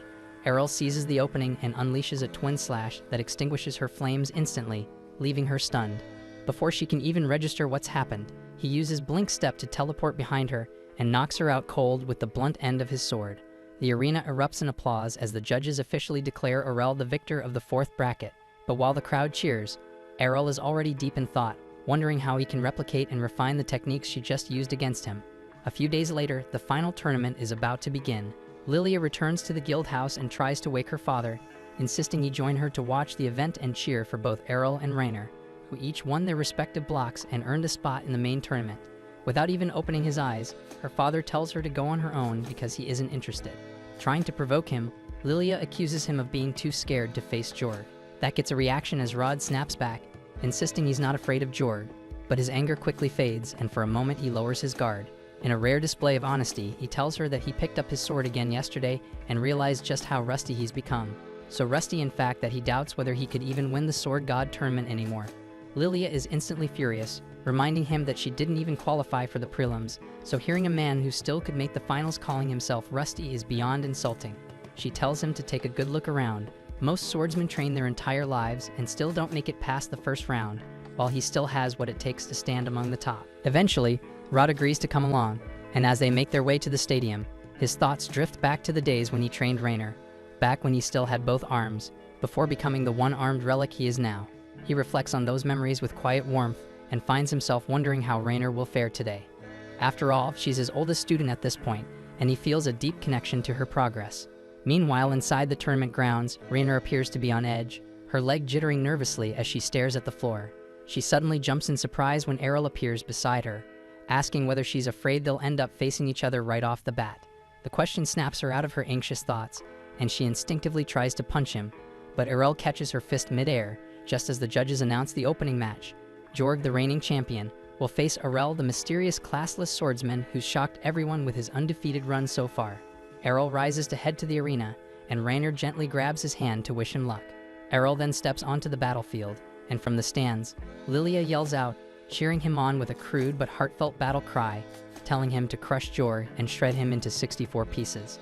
But the moment Errol spots Jorg emerging from the opposite side of the arena, something immediately feels off, and his instincts go on high alert. Jorg's eyes are glowing purple, a sharp fang protrudes from his mouth, and a single twisted horn juts from his head, so he looks like he's been possessed by something demonic. Errol's senses flare as he realizes this isn't going to be a normal fight, but it's Rod who puts the pieces together first. The moment he sees the weapon Jorg is wielding, he shouts out a warning to Errol, ordering him to stay back. The sword in Jorg's hand is not just any blade, it holds a powerful demon sealed within. Jorg speaks, but even his voice has changed, deeper and distorted, as he calmly admits he didn't expect anyone to recognize what he's become. Lilia, clearly unsettled, doesn't understand that Jorg should know exactly who Rod is, but Rod explains that this isn't Jorg speaking anymore. The demon inside the sword has taken over completely, which means Jorg no longer has control over his actions. Rod also reveals that the weapon is in fact the original sword once used by the sword deity to defeat the Demon King. However, before his death, the Demon King cursed the blade, tainting it so severely that it was supposed to be sealed away forever in the royal vault. The demon grins, stating that although he was sealed away for centuries, he remained patient, waiting for the day someone would come along to set him free and claim his power. And that day finally came with Jorg. With a voice that echoes across the stadium, he declares his identity to all present. He is Gelda, the destroyer of mankind. The announcement sends a chill through the crowd, and even Rainer rushes outside, wide-eyed. She admits she always believed Gelda was just a legend, a bedtime horror story to frighten children. The demon who, according to myth, had the power to wipe out the entire world. Panic breaks out instantly as people in the crowd recognize the name and scramble in terror, triggering a full-blown stampede. But Gelda delights in the chaos. The sound of terrified humans fleeing for their lives is music to his ears, and he's not about to let the show end so quickly. He conjures a massive magic circle beneath his feet, and in an instant, the entire stadium is sealed within a dome of swirling magical energy, trapping everyone inside. He cackles at the unfolding nightmare, savoring the fear as he declares he'll slaughter them all for his own amusement. But to his surprise, Errol doesn't flinch. and he remains exactly where he is, sword already drawn. Gelda mocks him, warning him to run while he still can. But Erel calmly replies that he has no intention of fleeing, because if the demon has been defeated once before, then it means he can be defeated again. Gelda bursts into laughter, reminding Erel that his previous defeat came at the hands of a sword deity, and according to George's memories, there isn't a single sword deity alive today. Erel, however, fires back that there is still one left, and it's his own mother, and even if he wasn't born a sword deity, he's confident he can still bring Gelda down. The demon bursts out laughing, but his amusement is short-lived. Erel vanishes from sight, dashing forward with such speed that Gelda is forced to step back and counterattack. Erel deftly evades the incoming blows, and Gelda freezes in disbelief because he just witnessed the Divine Step technique, a move only sword deities are said to possess. However, Erel doesn't give him time to think, and he keeps using the Divine Step, appearing and striking from multiple angles, pressing the demon hard. But Gelda quickly regains his composure and smirks, reminding Erel that he's fighting within the body of a sword emperor, so these attacks won't inflict much harm. With a burst of speed, the demon launches into the air and crashes down on Erel's shoulder, slamming him hard into the ground. He believes the boy has finally fallen, but when the dust clears, he's stunned to see Erel still standing, barely scratched. Thanks to his rigorous training under Rainer, Erel had managed to absorb the full force of the blow. The sudden resistance shakes Gelda, who lunges forward to retaliate, but Erel remains composed, casually batting him aside before launching a devastating counterattack. Activating his infinite break technique, Erel assaults the demon with a relentless flurry of slashes, striking from every direction and completely overwhelming him in a blur of speed and precision. The brutal barrage triggers Gelda's deep-seated trauma, as he instantly recognizes the unmistakable techniques of a sword deity. He refuses to believe that a mere boy could wield such divine mastery, but before Gelda can even think of a counter-strategy, Erel unleashes a powerful finishing strike that sends the demon crashing into the ground, shrouded in a thick cloud of dust. The crowd erupts in applause, believing Erel has vanquished the demon for good, but Gelda is far from finished. His true body was never Jord, it was the sword itself, so all of Erel's damage had only harmed the host. Still very much alive, Gelda begins desperately searching for a new vessel. In a split second, he hurls himself toward Rod. Reacting instantly, Erel shoves Rainer out of harm's way while Rod steps forward, placing himself between the demon and his daughter. As the dust settles, a chilling scene emerges, and we see Rod standing motionless, the cursed sword in his hand, and its blade now pressed against Lilia's throat. Erel clenches his jaw, furious with himself for overlooking the sword. He now realizes that he should have targeted the blade, not Jord's body, but it's too late. Gelda snarls a threat, warning Erel that if he so much as flinches, Lilia dies. But Erel moves freely, defying him, and tells him plainly that he can't kill her. Rainer is stunned, unable to understand why he's provoking a demon. But when Gelda tries to force Rod's hand to strike Lilia, it doesn't move. So Erel explains that Rod's will is far stronger than Jord's ever was, so possessing him won't be so simple. Rod suddenly thrusts the sword into the ground, releasing Lilia from its grip. Gelda tries to fight back, attempting to regain control, but Rod doesn't give in. With a force of will that shocks even the demon, he rips himself free from Gelda's influence and hurls the cursed sword toward Erel. Without hesitation, Erel cuts it cleanly in mid-air, reducing it to nothing but dust, ending the demon for good. Later at the guild, we see that Rod had reignited his fire for swordsmanship, and thanks to the spotlight Erel had brought to the guild, a flood of fresh recruits had poured in, all desperate to be trained. Without holding back, Rod threw them straight into the deep end with harsh, no-nonsense drills. As he barked orders, he blasted them for relying too heavily on their skills, instead of mastering the basics of self-defense. The trainees, beaten down and drenched in sweat, beg him for mercy, swearing they couldn't take another minute of his relentless beatdown. At the same time, one of the trainees is crouched behind a nearby wall, trying to avoid the chaos, when Lilia happens to catch sight of him. She questions why he's slacking off when everyone else is supposed to be training, but he confesses that Rod is just too intense, and he needed to catch his breath. Lilia acknowledges that her father has definitely become more passionate about swordsmanship ever since he met Erel. Speaking of Erel, the student asks where he is, since he hasn't shown up all day. Lilia then reveals that Erel actually left the guild recently, and Reiner's gone too because she ran off to find him. Lilia has been holding it together until now, but the moment she says it out loud, her emotions catch up with her, and she breaks down in tears, feeling it's unfair that Erel would leave her behind without saying anything. As for Erel, he's currently on his way back to his hometown. During the ride, the driver is shocked to learn that Erel managed to win the Sword God Cup during his short time in the city. He asks if Erel is really okay with leaving now, right at the peak of his fame, but Erel explains there's nothing left for him to gain by staying because he's learned everything he could, and what matters now is returning home, where he finally intends to put all his skills to the test. Because this time, with everything he's gained, he might actually be able to defeat his mom. Back in Errol's hometown, his mother is in the garden, casually picking flowers when Errol tries to sneak up on her. But before he even gets close, she calls him out without turning around. She welcomes him back warmly and remarks that he's definitely grown stronger, especially since she didn't notice his presence until he was practically right behind her. Errol straightforwardly tells her that he won the Sword God Cup, and she lights up with pride, saying she won it too when she was his age. And just as Errol is about to ask for a duel to test how far he's come, she suddenly flashes forward and appears directly in front of him before he can react. It's just a playful move, but Errol realizes that if she'd been holding a sword instead of a flower, he might have been in serious danger, and that's exactly why he wants to test himself against her. She says she'd be happy to spar with him, but if they do it here, they'll probably end up demolishing the house. So instead she invites him to meet her at the training grounds behind the mountain, and Errol agrees without hesitation. Once they reach the training grounds, Farah cheerfully tells him that she's eager to see just how strong her son has become, then immediately lunges at him with another divine step attack. But having seen her use it once already, Errol has now figured out how to counter it. He raises his sword just in time to block her attack, then leaps into the air and executes a swift combo using Divine Slash, followed by Twin Blade Slash. Farah, however, manages to deflect all of the incoming attacks before they can connect. She's genuinely impressed that Errol was able to improvise a way to merge two techniques so fluidly. When Errol asks which skill she used to block him, since he's never seen it before, she calmly tells him she wasn't using a skill at all. By observing Errol, Farah learned not to depend too heavily on techniques herself, explaining that she was simply countering with regular sword swings. At the same time in town, the villagers suddenly hear a series of loud booms echoing from the forest. Everyone panics, fearing it could be a powerful monster, but it's actually just Errol and Farah clashing at full power. Farah attempts to use Divine Presence to slow Errol down, but it no longer works because he's already mastered it, rendering its effects useless. Farah is impressed by how far he's progressed, and she tells him it's time for her to stop holding back. Errol replies that he's about to do the same, and the two charge forward, striking each other simultaneously with infinite break. At the same time, Rainer has just returned to town as well, but notices there's no one around and wonders if it might have something to do with all the noise coming from the forest.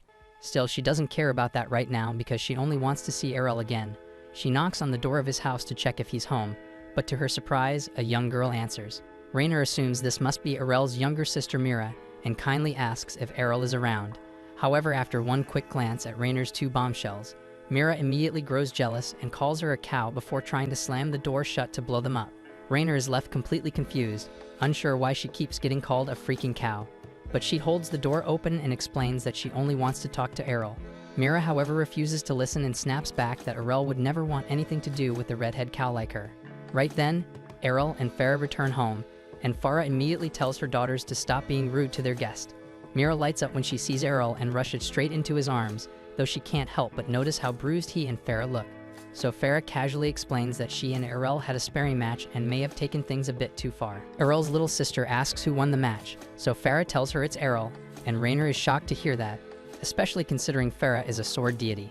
But Errol quickly downplays it, saying the only reason he won was because Farah isn't in peak condition anymore, since she stopped taking her training seriously years ago, so it wouldn't be fair to count this as a real win. Farah tells him not to say it like that, since it makes her sound like an old woman, but Errol reassures her with a smirk, saying she's still way too beautiful to be called that. They all head inside and sit down at the table to catch up.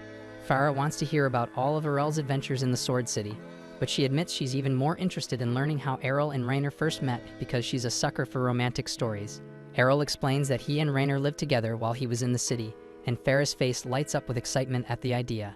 However, Rainer quickly steps in to clarify that they were simply members of the same guild, so nothing inappropriate happened between them. Errol then asks Rainer why she came to visit all of a sudden, and she replies that she wanted to know why he left the guild so abruptly. Errol looks puzzled because he's pretty sure he handed in an official resignation before departing, so it's not like he just vanished without a word. But Rainer says that's not what she meant. What upset her was that he didn't say goodbye in person, and he just left without so much as a word, and she thinks he could have at least done that. And Errol admits he didn't really think much about it at the time. Farah then steps in and says she's happy that Errol has a friend who cares enough to come all this way just to check on him. But Rainer points out that this also happens to be her hometown, so she would come back eventually anyway. And besides, seeing Errol wasn't her only reason for returning, and she turns to Farah and respectfully asks if she'd be willing to accept her as a disciple. Farah is caught off guard by the sudden request and doesn't get a chance to respond. because just then the front door swings open and a familiar voice calls out. Farah immediately recognizes the voice, and it's Evans. He walks into the room, asking for Farah's help, explaining that a terrifying noise was heard coming from behind the mountain not long ago, and they need to prepare in case a dangerous monster is approaching. Farah and Errol instantly realize they're the reason behind all the panic, but Farah knows she'll get an earful if she admits it, so she quickly lies and says the monster has already been taken care of. Evans doesn't question it too much because he's just relieved that the town is secure, and now that the tension has eased, he notices Rainer standing nearby and asks when she got back. Farah hadn't recognized her at first, since she looks quite different from how she did as a child, but now that she's paying closer attention, it's clear that Rainer bears a strong resemblance to Evans' late wife. Evans then wonders why Rainer is at Farah's house in the first place, so Farah casually tells him that Rainer just asked to learn everything there is to know about how to be a suitable wifey for Errol. Evans immediately breaks down in tears of joy, thinking his daughter is finally getting married, but Rainer panics and frantically clarifies that she only wanted to ask Farah to teach her how to improve her swordsmanship. Farah cheerfully insists that there will be time for both sword training and wife lessons, but when Rainer turns to Evans, hoping he'll talk some sense into Farah, she's stunned to see that he completely agrees with her. After losing his wife, Evans had always worried about Rainer's future, especially since the only thing he ever taught her was how to fight. So he's genuinely happy to hear that Farah is willing to teach her some practical homemaking skills as well. So Farah assures him that he can trust her to look after Rainer properly. Evans is grateful and says he'll head back to his duties now, officially leaving Rainer in Farah's care. He tells her to do her best, and Rainer is left staring in disbelief, trying to process how the situation spiraled like this. Meanwhile, Errol's father has been tucked away in his study the entire time, fully focused on his magical research. But he's not surprised when Errol walks in, as he already overheard the commotion earlier. Errol asks how Leon's research is progressing, and he's glad to hear that he's very close to a breakthrough. If his hypothesis is correct, it could turn into a true ultimate technique. Setting that aside, Leon then asks if it's true Errol brought home a cute girlfriend, and Errol doesn't exactly deny it, though he says he'd describe her as more gorgeous than cute. That said, he didn't come here to talk about Rainer because there's something more important on his mind. Errol explains that he just managed to defeat Farah in a duel, so now he wants Leon to teach him magic. However, Leon quickly shuts that idea down, saying it would be impossible for Errol to learn magic, and that he should just forget about it altogether. And while that is happening, Farah is in the kitchen with Rainer, trying to teach her how to cook. Rainer agrees to give it her best shot, but she has absolutely no experience with anything outside of wielding a sword, so much so that she ends up accidentally smashing the entire table to pieces. Rainer apologizes for the mess, but Farah laughs it off, saying it just means they'll have to start with the absolute basics. Not long after, Errol and Leon finish repairing the table, and while Errol is putting the tools away, he casually asks why Leon didn't just use magic to fix it, and Leon explains that Farah prefers it when he does things by hand. Still, since Errol seems curious to see some magic, Leon picks up Mira's broken mug and casts a rebuild spell, restoring it perfectly. Then, while they're putting away the rest of the supplies, Leon tells Errol not to get his hopes up too much about magic. He's already proven that someone born without a class can learn to use a sword, but magic is a different story. It requires a large mana pool, and that's not something you can train your way into. Errol admits that learning magic without a large mana reserve would be impossible. However, he asked if he'd be able to use magic at all, assuming he had some mana in his body. Leon replies that technically, Errol might be able to learn a few spells even without a mage class, so long as he does have mana. But he also doubts that's the case, since if Errol really had magic in his body, he probably would have accidentally triggered a spell at some point already. However, Errol insists that he does have mana. Back at the guild, while he was training with Rainer, he had been burning through large amounts of the guild's holy water. So Lilia went into storage and brought out a stash of old mystery potions for him to use instead. Rainer warned him not to drink them, since they could be toxic, but Errol figured drinking poison might unlock a poison resistance skill, so he went ahead and did it anyway. In the end, the potions didn't poison him, but Errol is convinced they restored something within his body, not divine protection but something else, and he believes it was mana. If that's really true, then Leon thinks Errol might actually have a shot at learning magic. He asks Errol if he can still feel that mana in his body, and after Errol confirms he can, Leon tells him to try moving it around and focusing it into a single point. Errol gives it his all, and at first, nothing seems to happen. But after a few moments, a faint blue glow begins to shimmer in his hand. His father lights up with excitement. The glow may be dim, but it's undeniable proof that Errol possesses mana, even if it's only a small trace. However, the moment doesn't last long because Errol starts feeling dizzy, as even generating that small light drained every bit of mana he had. Leon tells him that before he can even think about casting actual spells, he's going to need to work on expanding his mana pool. Fortunately, if there's one thing Errol excels at, it's hard work, and Leon believes he can make it happen in no time. The following morning, Errol marches into the item shop and drops a heavy pile of gold coins onto the counter, announcing that he wants to buy every mana potion they have in stock. From that point forward, he begins a rigorous routine, constantly draining and refilling his mana pool to force it to grow. And after 6 months, Errol's effort pays off, and his mana pool has increased enough for him to stably maintain a floating ball of mana. Leon proudly congratulates him on his progress, but there's still a long road ahead as Errol's current mana output is only equivalent to that of a typical 10-year-old. Leon then hands him a piece of parchment inscribed with Magiscript, the written language of magic, and explains how this will be different for him. Normally, someone with a mage class would instinctively gain the script for each spell as part of their skill set, but since Errol has no class-based magic skills, he'll have to manually memorize the script for every single spell he wants to use. It's going to be a demanding process, so Leon recommends that Errol consider studying the basics in the City of Magic, though he'll need to further train his mana before he can meet the minimum threshold required for entry. 3 years had passed since that moment, and Rainer had spent every single day since under the wing of Errol's mother, training not only to become a more skilled swordswoman, but also to improve as a proper homemaker. Earlier this morning, she was tasked with preparing the tea on her own, and the pressure got to her at first, leaving her a bit shaken, but she pulled through and eventually brought it over, her hands slightly trembling. She stood there anxiously as Errol's mom took a sip, gave it a moment to settle on her tongue, then looked up and smiled, saying the tea was just right. And Rainer hadn't expected such a small compliment to mean so much, but it filled her with more joy than she imagined. Her quiet little victory didn't last long though, as a sudden cry echoed from upstairs. It was Errol's younger sister Mira, yelling that Errol was gone. She'd gone to wake Errol, but his room was empty, and the only thing left behind was a note. Rainer and Errol's mom quickly read the short message, which simply said he was heading off to Arspel, the City of Magic, to begin his training. His mom's heart sank a little, hurt that he didn't even say goodbye, while Mira kept sobbing. That's when Rainer had a flashback to when she herself vanished years ago for Sword City Brescia, and how her choices must have hit her own family just as hard. Without hesitation, Errol's mom turned to her and said she never wanted Rainer to vanish like that. Rainer promised she wouldn't because she still had too much to learn from her. The older woman looked off in thought, remembering how her first daughter had left years ago, and now Errol had walked the same path. She couldn't help but wonder when, or even if, she'd see them again. Elsewhere, Errol was already riding out past the edge of the village, sitting beside the same night-turn driver from before, who looked both surprised and amused to see him again. Errol asked how long the trip would take, and the man estimated about 2 days. As the road stretched ahead, the driver couldn't help but remark how strange Errol was, how he went to Brescia, made a name for himself with jaw-dropping strength and talent, then ditched all the spotlight and came back to a tiny village no one's ever heard of. Then like smoke, he vanished for 3 whole years, and now here he was again, headed to Arspel of all places. Errol just shrugged it off, saying he wanted to take a shot at the exams and see how he measured up against the rest.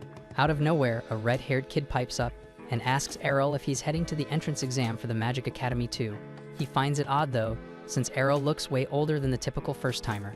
But before Errol even gets a chance to answer, a sharp-tongued, blue-haired girl jumps in, scolding the boy for being rude and assuming things, and she says it's clear that Errol must have been failing the exam year after year. Just as Errol opens his mouth to explain that this is actually his first time going to that city, the girl cuts him off again, saying it's really inspiring to see someone so weak still trying to push past their limits. The red-haired boy immediately snaps back at her, and the two start arguing like crazy while a green-haired girl steps in and tries to calm them down, but she doesn't get very far. The red-haired boy spins back around toward Errol and asks what kind of magic he's into, proudly stating that he himself uses red magic. That triggers a memory in Errol, and he starts recalling how his dad once taught him about the 6 main magic affinities. Black stands for dark magic, white for light, yellow is earth, green is wind, blue means water, and red, of course, is fire.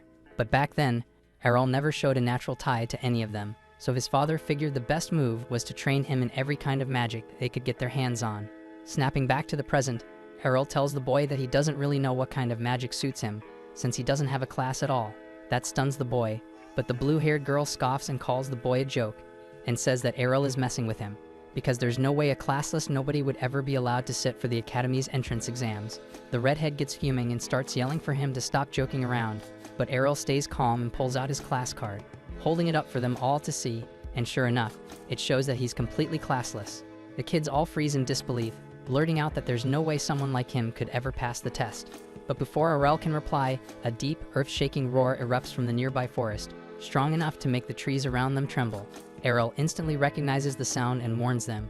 It's the roar of a troll king waking from its slumber.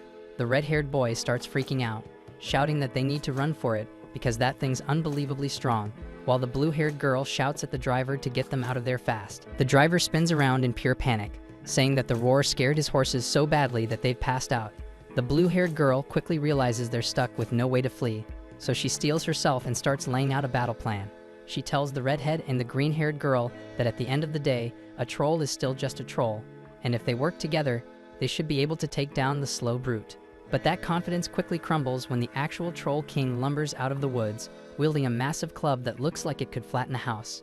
Red tries to rally the group, insisting they hold it together and focus, but before anyone can move, the giant troll is suddenly sent flying through the air, slammed by an even more monstrous club from behind. Then a second troll, even bigger and nastier, steps out from the woods. The girls collapse, shaking and clinging to each other in fear, instantly realizing that their magic doesn't stand a chance. But the red-haired boy forces himself to stay cool because he can't show fear with the chicks watching. So he jumps out of the cab, takes a deep breath to steady himself, and raises his wand. And with every ounce of mana he's got, he hurls a fireball straight at the troll's face. For a second, it looks like they might actually land a hit. But once the smoke clears, the troll stands there, completely untouched, and a lot angrier. The boy freezes since that blast drained all his mana, and he's got nothing left to run or defend himself. The freaking troll then lets out a furious roar and charges straight at him. But right before it reaches him, a massive explosion shakes the entire area, engulfing the beast in flames and reducing it to ash, leaving everyone staring and stunned. Then Errol steps forward from behind, rubbing the back of his head and muttering that maybe he overdid it a little. The red-haired boy is speechless, and even the girls start whispering to each other, shocked that Errol just used explosion magic, something only elite mages are even capable of, and rarely so effortlessly. While they're still processing what just happened, Errol walks over to the horses and casts a healing spell to bring them back to their feet. As he turns around, he finds the red-haired boy already on his knees, bowing and begging him for forgiveness, and even more dramatically, asking to become his student so he can one day become a top-tier wizard too. Errol tries to brush it off and explain that they got it all wrong, that he's just a test taker, nothing more. He even shows them the class card again to prove he doesn't even have a class, but the green-haired girl just smirks and says he must be some elite mage pretending to be classless to keep a low profile. Errol gives up trying to convince them and simply heads back to the road, continuing his journey to Arsbel. And after a few days of travel, they arrive just as the sun begins to rise. The city sits nestled beside a wide lake, with drawbridges on all sides that lift and lower to control the flow of people. The girls stare, dumbfounded, as the smug, loud-mouthed redhead trails behind Errol like a well-trained mutt, bombarding him with all kinds of questions. Once they step through the gates, the boy excitedly says Errol must be here to take the red magic exam, which means the two of them will be placed together. Meanwhile, the green-haired girl and the blue-haired one are headed toward the earth and water exams. That's when Errol finds out that the academy sorts its students and tests based on their elemental affinity, and he quietly hopes they won't toss him aside the way Brescia did, just because he doesn't have a class. But then something unexpected happens, because when he walks up to the reception desk, the lady behind the counter welcomes him with a smile, stamps his card, and hands him his exam number. Errol is still uncertain, and asks if it's really okay, even though he has no class. So the receptionist calmly replies that every candidate has the same right to take the test, and no one here gets turned away. That's when it really hits him that this place is nothing like Brescia. Feeling a flicker of hope, he heads toward the testing field. There he spots a group of kids lined up, one after another, taking turns. One boy launches a tiny fireball at a metal dummy and earns a pass. Before Errol can figure out what he's supposed to do, a loud, flashy guy with bright red hair strolls into the arena and casually asks if he's allowed to blow up one of the metal knights. The examiner looks puzzled at first, but after checking his ID card, he realizes the kid's an advanced caster, a rank that's incredibly rare to see. All the onlookers go quiet as the guy steps up, casts a spell, and unleashes a blazing column of fire that completely engulfs the armored dummy. He stands there, clearly impressed with himself, but the red boy doesn't let that slide, and suddenly shouts that Errol could top that without breaking a sweat. The flamboyant caster whips around, insulted, and asks if this nobody seriously believes a regular dude could beat someone with advanced magic. The red boy scoffs and fires back that Errol could eat him for breakfast and crap him out before lunchtime. The show-off laughs it off, saying those are empty words because no one else here could pull off a move strong enough to melt steel like he just did. Errol finally cuts in, pointing out that the metal knight didn't even budge, let alone melt. The instructor steps in to explain that the knights are crafted from mythal, one of the toughest metals on the planet, so there's no way it would go down that easily. The redhead immediately starts teasing the flashy guy again, dragging Errol into it by claiming he'd outperform him without even trying, so Errol smacks him upside the head and calmly walks into the testing zone. He decides to fire off the same spell that the arrogant guy used, which already gets everyone buzzing. But instead of a flashy show, his magic unleashes a small, concentrated flame pillar that looks way too weak to cause any damage. The show-off boy bursts into laughter, but it dies in his throat seconds later when the Mythal Knight suddenly collapses into a puddle of molten slag. The boy stares in disbelief, claiming that eruption spells aren't strong enough to melt Mythal. But Errol casually explains that what he used was a custom version of that magic, where he focused all the heat into a tight column, generating a temperature far hotter than any standard eruption spell could reach. With that, he calmly walks off and heads straight to the blue magic zone, where the blue-haired girl lands her attack and clears the test. She's caught off guard seeing Errol show up, but before she can say anything, he steps up and fires off an Ice Edge spell that shatters the Metal Knight, then leaves again without a word, moving on to the green magic trial, leaving both the instructor and the students rattled. But just outside that arena, he spots the green-haired girl nervously waiting. She admits she hasn't even signed up yet because she's scared stiff. So Errol takes a minute to boost her confidence, gives her a little pep talk, and walks her over to the registration desk before heading to the arena. The exam this time is simple. Create a basic wind spell strong enough to spin the windmill in front of them. But in typical Errol style, he goes completely overboard and summons a freaking whirlwind that shreds the entire windmill into splinters, leaving the examiner speechless. The green girl's up next, but her nerves kick in again, and she starts hesitating until Errol encourages her one more time and gives her a push. And thanks to that, she manages to pass as well. With those 3 schools out of the way, he breezes through both the Light and the Yellow Magic Academy without breaking a sweat, then makes his way toward the Dark Magic School. The place looks like a rundown ghost town from the outside, with not a soul in sight until he hears a strange noise coming from a nearby crate. Just as he's about to check it out, a creepy woman suddenly calls out, sobbing about her missing pet, and asks Errol if he's seen it anywhere. Caught off guard, Errol points toward the crate and says there's something moving in it.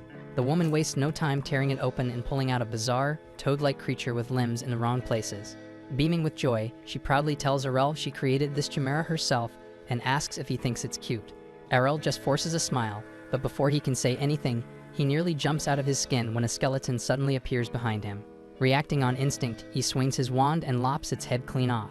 The skeleton casually bends down to pick it up again while Errol stares in disbelief, asking if she's some kind of undead beast. She brushes it off and cheerfully introduces herself as Latalia, claiming she's just a lovely office lady who works here.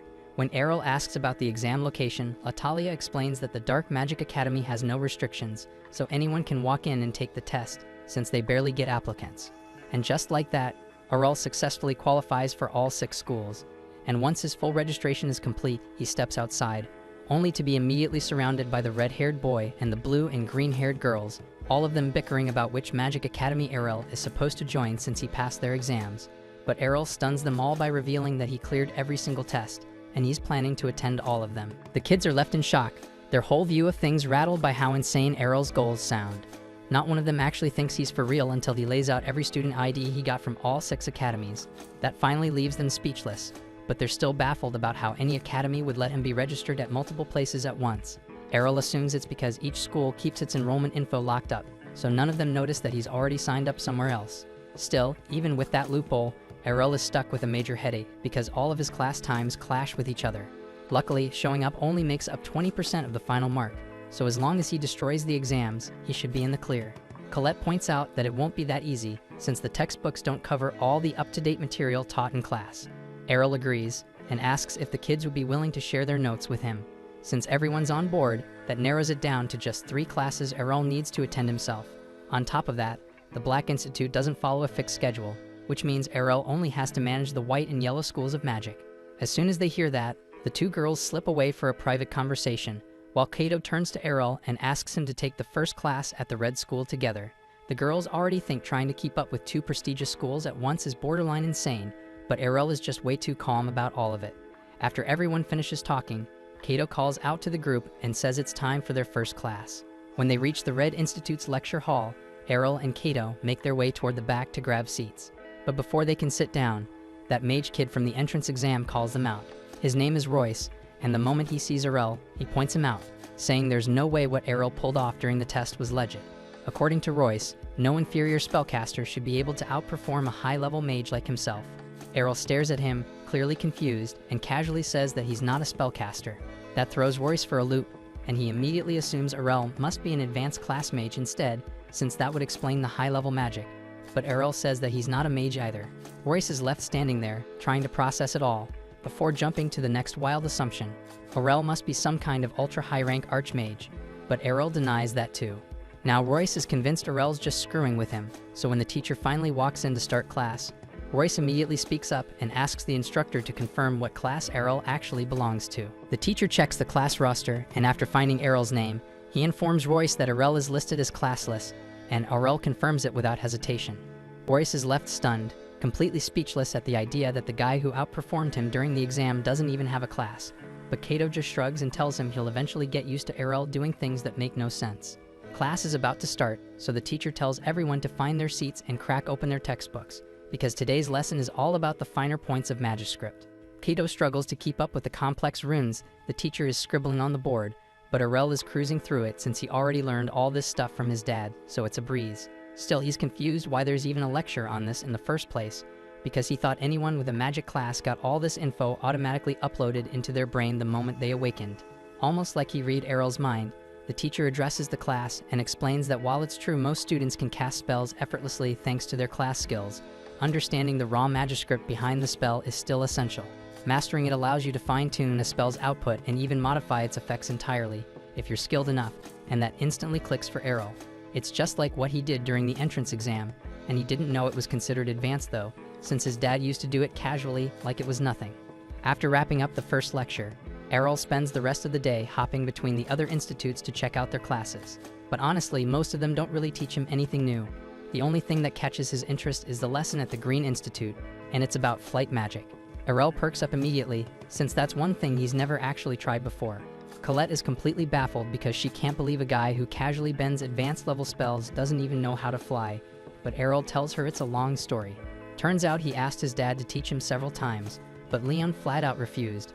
The guy has an intense fear of heights and wouldn't touch any kind of flying spell even if his life depended on it. And when the lesson starts, the instructor tells everyone to spread out and picture themselves being carried upward by a rising gust of wind. With that visualization, and assuming they already have a flight skill that handles most of the spell work, taking off should be fairly simple. But for Errol, who has no such skill and has to do everything manually, the instructor's guidance isn't much help. He glances over at Colette, who doesn't seem to have any trouble following the instructions and lifting herself off the ground, but staying balanced mid-air takes practice, and sure enough, she loses control and drops back down, but she's confident she'll get it down soon enough. Meanwhile, Errol still needs to figure out how to get airborne at all. Everyone else is visualizing an updraft, so he wonders if he could mimic that effect by conjuring a small tornado beneath his feet. He decides to test it out, but the next second, he's shot hundreds of meters straight into the sky, and then slams hard back into the ground. Colette rushes over in a panic to check on him, but Errol says he's okay, though next time he's definitely going to need to tone down the tornado's output. Right then, one of the other students flies over to show off his skills. Errol and Colette are both impressed by how smooth and controlled his flight is. The student starts bragging that he's been working on his flight skill ever since awakening as a spellcaster, and he's never lost a single race. Errol is curious and asks what kind of race he's talking about, so Colette explains it's a competition where contestants fly through a course, and whoever finishes first wins. Errol thinks that sounds like a blast and immediately says he wants to enter the next one, but the student tells him he can't join unless he actually knows how to fly. Errol says he'll just train until he gets the hang of it, but the kid shakes his head and tells him there isn't enough time. The next race is only 2 months away, and while hovering might be easy to pick up, true flight takes at least 6 months of consistent practice, so realistically he has no chance. The student isn't trying to be rude, he just doesn't believe anyone could master flight in under 2 months, and he suggests Errol focus on joining next year's race instead, then he flies off.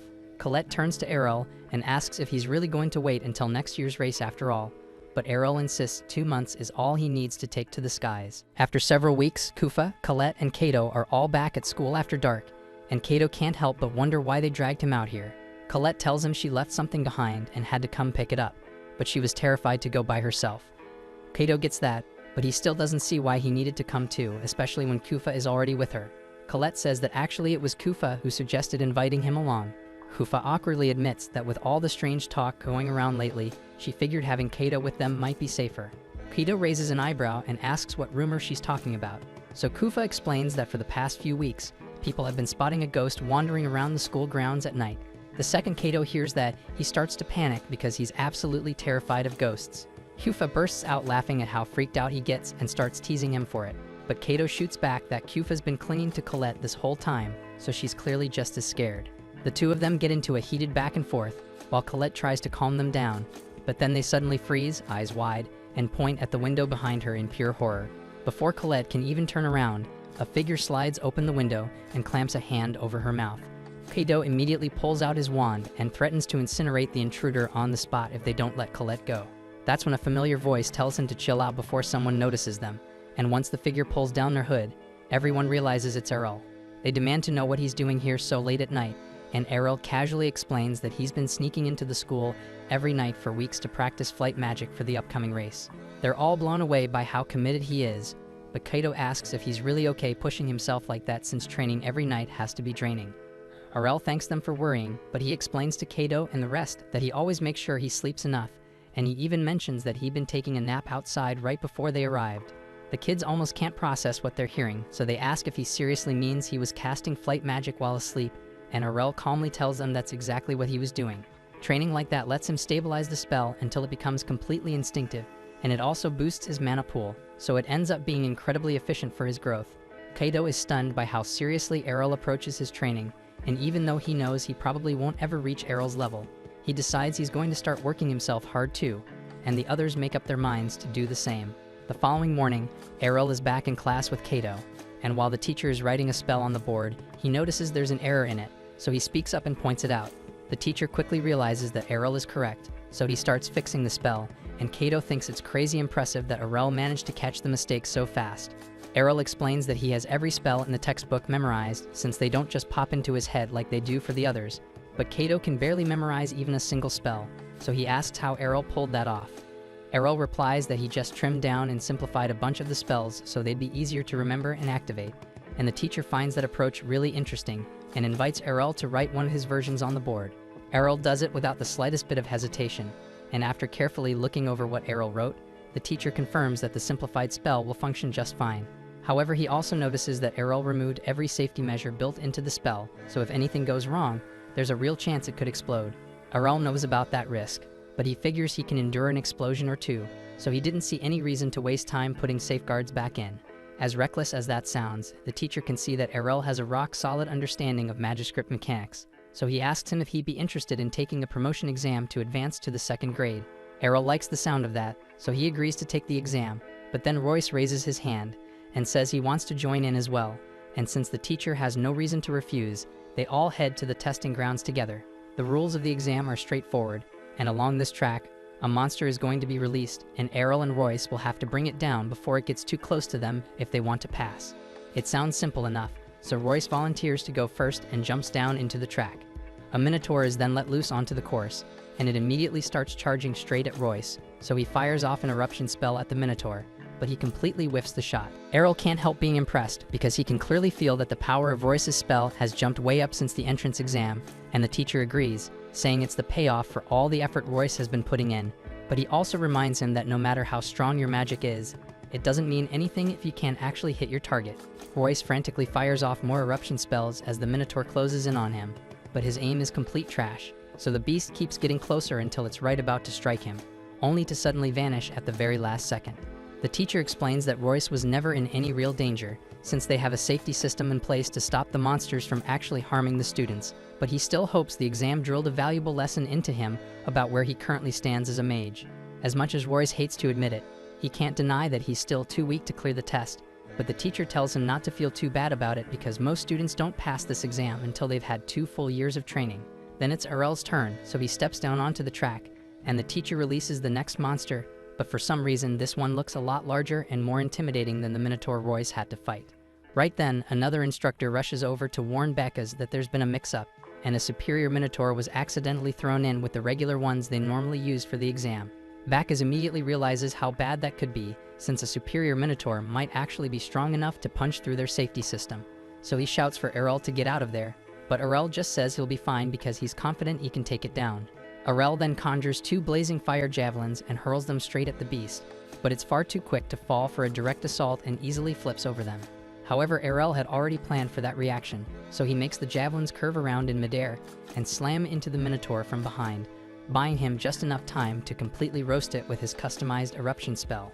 And just like that, Erel officially passes the promotion exam, and later in the day, Kato is hyping him up to the others, talking about how insane Erel's performance was. But Kufa notices that Erel seems bothered by something, so she quietly asks him what's wrong. Erel explains that he was only allowed to take the promotion exam ahead of schedule because the teacher personally recommended him.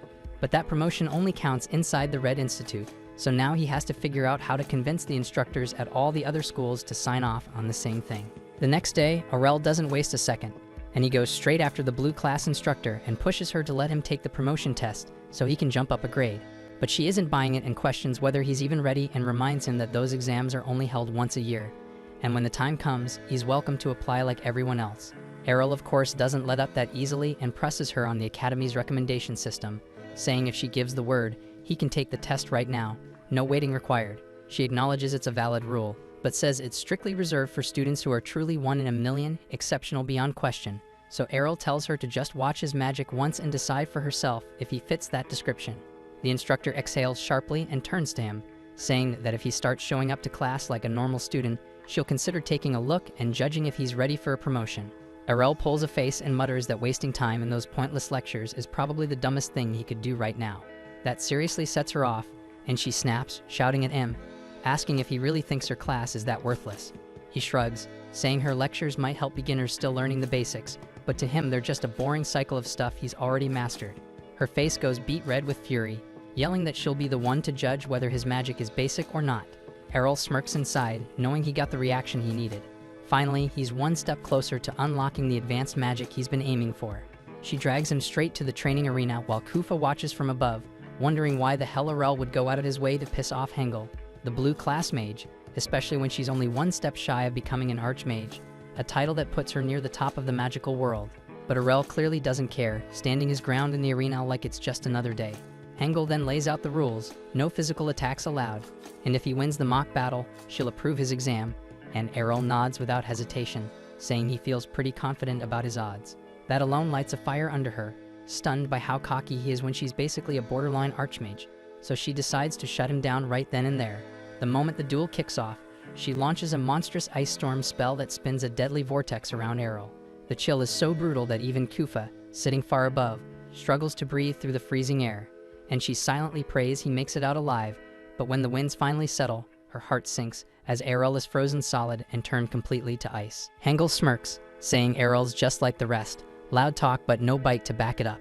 She then turns toward Kufa, giving her a quick lesson mid-battle, saying that whenever you're in a mock fight, you should open with a heavy hitter to throw your opponent off balance and end things fast. But right before she can gloat about her easy win, the ice casing around Erel suddenly cracks, and he blasts his way out with some punches. Turns out, Hengel wasn't the only one quick with her casting. Erel had already layered protective ice barriers around himself mid-spell, shielding him from the worst of her blizzard. She nods, giving him credit for thinking fast, but warns him it's still not gonna be enough. Erel just shrugs and says they won't know until he actually tries.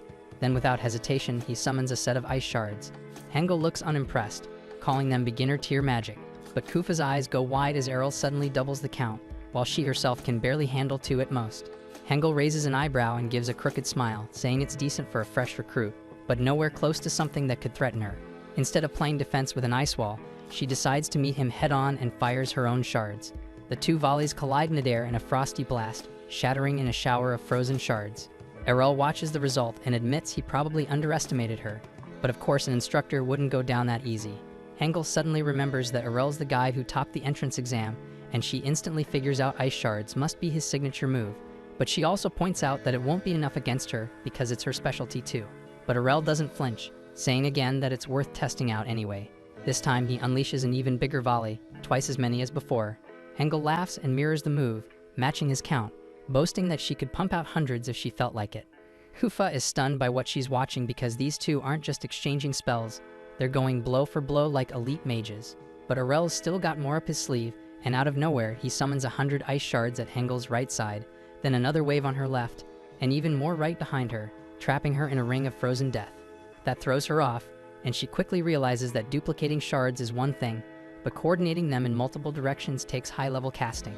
She knows her own shards won't cut it this time, so she raises an ice wall just in time, shielding herself from the icy barrage. But something doesn't add up, as Errol's shards are still hitting just as hard, even though multiplying them should have seriously drained their power. Hengel stays sharp though, because she knows Errol's attacks can't break through her wall, so she starts conserving mana, waiting for him to burn out and leave himself open for one final decisive strike. But before she can even think about launching her final spell, Errol beats her to it. He unleashes his finishing move instead, and Hengel is stunned because there's no way he still has the mana for that, and she's certain he can't break through her thick ice barriers. But it was all part of Errol's setup, as she's boxed herself in with her own defenses. So now she's trapped inside and wide open, as he conjures a massive ice spear above her and sends it crashing down without hesitation. Hengel scrambles, casting a shield in panic, but it's not strong enough to fully absorb the impact. The spear punches through and slams into her with a deafening hit. Errol exhales in relief, muttering that she was one hell of an opponent. Meanwhile, Kufa stands frozen, unable to believe her eyes that a student just took down a full-fledged academy teacher. Later on, he catches up with the rest of the group outside, where Kufa fills everyone in on the fact that Hengel decided to promote Errol on the spot, skipping the official exam entirely. Kaito pumps his fist, thrilled for Errol, but Errol isn't about to stop now. His sights immediately lock onto Colette and the Green School next, and a little while later, we see Colette tag along as Errol approaches the Green class instructor and asks to take their promotion exam. She turns him down flat, saying he'll have to wait until the official date like everyone else. Errol pushes back, insisting that if she just gives him a recommendation, he could take the test right now, and even offers to show off his magic. But she holds her ground, saying their rules aren't the same as the other classes. At the Green School, no one skips the line, and exams follow the schedule, no exceptions. Errol grumbles, asking if there's any way to get around that, and the teacher, clearly fed up, says only the headmaster can make that kind of call. Errol immediately starts plotting how to reach the headmaster, but the teacher cuts him off, warning that bothering the headmaster for no good reason could get him expelled. That shuts him up quick, until Khaled quietly steps in with another option. She reminds him the Academy's annual flight race is right around the corner, and every year the winner gets a personal meeting and award from the headmaster himself. Errol lights up at the idea, thinking it's the perfect plan. Not only can you meet the headmaster, but he can prove himself in the process. The green teacher chuckles, telling him not to get ahead of himself because there will be more than 300 people racing, and winning won't be easy, but Errol doesn't even flinch and says with a smile that he's going to win it at all costs. Eventually race day rolls around, and the participants line up as the announcer introduces the school's headmaster. He gives a short greeting, wishing everyone a safe competition and reminding them to keep things clean. Just before the race kicks off, that green-haired kid shows up again, strutting up to Errol and tossing more attitude, asking if he's here to make a fool of himself again. But Errol just stares, completely blank, as he doesn't even recognize him, and that makes the brat snap. Furious, he shouts his name Skake, and declares that he's destined to become the fastest mage in the world. And with that, the race begins, and the sky fills with flashes of magic as the racers shoot off into the air, some bumping into each other and tumbling out. All the more skilled flyers start pulling ahead through the chaos. One guy rockets forward like a missile but can't steer for anything, slamming right into a wall and getting disqualified on the spot. 15 contestants break away from the rest, leading the charge, and most of them are upperclassmen with high-ranking badges. But one of the professors named Dumble notices something odd. Two unfamiliar faces are up there, both first years, and they're none other than Errol and Skake. Skake can't believe Errol's still with them and demands to know how he's keeping up. But Errol calmly replies that everyone is just moving slowly on purpose. Skake looks confused, so Errol explains that it's a long-distance race, and if they burn all their mana up too early, they'll crash before the finish line. They keep a steady pace and eventually hit the first tough section, a tight turn through a narrow gatehouse followed by a sharp left. Some of the racers try to blitz through, but they fail to turn in time and end up crashing into the lake below. But Skake plays it smart, sticking to the middle of the pack for better positioning, and nails the turn. He grins, assuming Errol got wiped out, but to his shock, Errol's still right there beside him, smooth as ever. Then comes Dione, the reigning champ of the last 4 years, who suddenly kicks into high gear and surges ahead of the group. But both Errol and Skake hold tight on her tail, refusing to drop back. Even Dione glances over, clearly surprised that 2 newbies are still in the running. Skake begins to strain, his pace slipping as he fights to keep up, but he digs in, refusing to back off. That's when Dione decides to get serious, and she boosts her speed again, but this time going full throttle.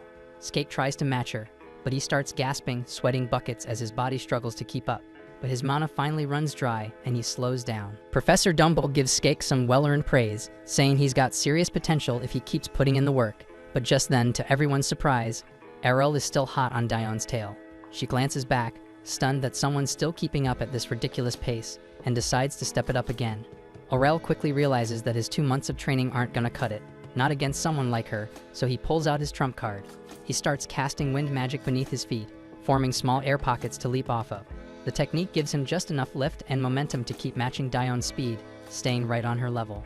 The commentator's totally lost, unable to make sense of what he's seen, but Dumble catches on fast. He breaks it down, explaining Aurel's strategy, but adds that generating that kind of lift would normally require the leg strength of a top-tier swordsman, which doesn't add up. But what they don't know is that Aurel never skips leg day, and he's not letting up as he keeps the pressure on Dion. Still, Dumble warns that the home stretch is coming up fast, and there's a nasty sharp turn before the finish, so at these speeds they'll crash if they don't start slowing down soon. Dion knows that too, and she holds her pace for as long as possible, but eventually eases up because she knows she'll wipe out if she doesn't. Aurel, on the other hand, doesn't even flinch, and he barrels toward the corner at full speed, slams a wind pocket, and launches himself into the turn with perfect timing. It works, and he clears the final turn and crosses the finish line first, snatching victory. Dion finishes just behind him, but instead of being bitter about it, she walks over, shakes his hand, and congratulates him with a smile, wishing him luck in whatever comes next. Skake finally shows up too, crawling in at 3rd place before collapsing to the ground, completely drained. A little later, the headmaster steps forward and awards Aurel his medal and certificate. But Aurel doesn't waste a second and asks right then for a promotion to 2nd grade. The headmaster grins and says Aurel's performance was outstanding, and he's more than earned it, and the promotion is approved. And with that, Aurel completes his promotion in the green, red, and blue schools, leaving only 3 more schools to go. Several days later, Aurel goes to the yellow school and asks the instructor if he can rise to the next class, but she explains that the only way to earn an early promotion is by proving real skill through a useful invention in the school's showcase. However, since Aurel failed to register on time, all the available slots have already been filled, so this means that he must wait several more months until the next showcase is held. Growing impatient, Aurel begs her to make a special exception just for him, but she firmly refuses. Pushed to desperation, he insists that he has created a completely new type of golem, yet she still refuses to make an exception on his behalf. Just then, another instructor named Rogweld takes an interest in Aurel's golem. He tells Aurel that if he truly can present something special, he will take him on as a research assistant and even secure him a reserved spot in the showcase. The offer sounds almost too perfect, but Aurel agrees. Behind him, the first teacher quietly believes he has made a grave mistake, which leaves Aurel confused. She explains that while Rogwell can indeed send him into the showcase, his standards are extremely brutal because he is obsessed with golems. Aurel doesn't see the issue at first, so she reveals the truth. Rogwell specializes in combat golems and uses the showcase to ruthlessly overpower weaker students with his creations. Shocked, Aurel finally understands that Rogwell simply wants to use him as a living test subject. The teacher offers to help him withdraw from the deal, but Aurel refuses her help, confident in his own fighting strength. A short time later, the day of the showcase arrives, and all the teachers proudly display their creations. Soon after, Rogwell steps into the arena and announces that he will now present his golems. The moment he appears, the crowd begins whispering that another student is about to be humiliated. Rogwell then summons his earth golems and orders Aurel to bring out his own. Aurel nods and calls forth his golem Alpha, and when Alpha steps forward, Rogwell is stunned to see it built entirely out of metal. The students watching are impressed by Aurel's ingenuity, while Rogwell assumes the metal frame is far too heavy to move properly with earth magic. Suspecting that someone might be hidden inside the armor, he rips off the golem's head, only to find it completely hollow. As he holds the head in his hands, Rogwell finally realizes that Aurel's golem is made from a custom lightweight metal mix.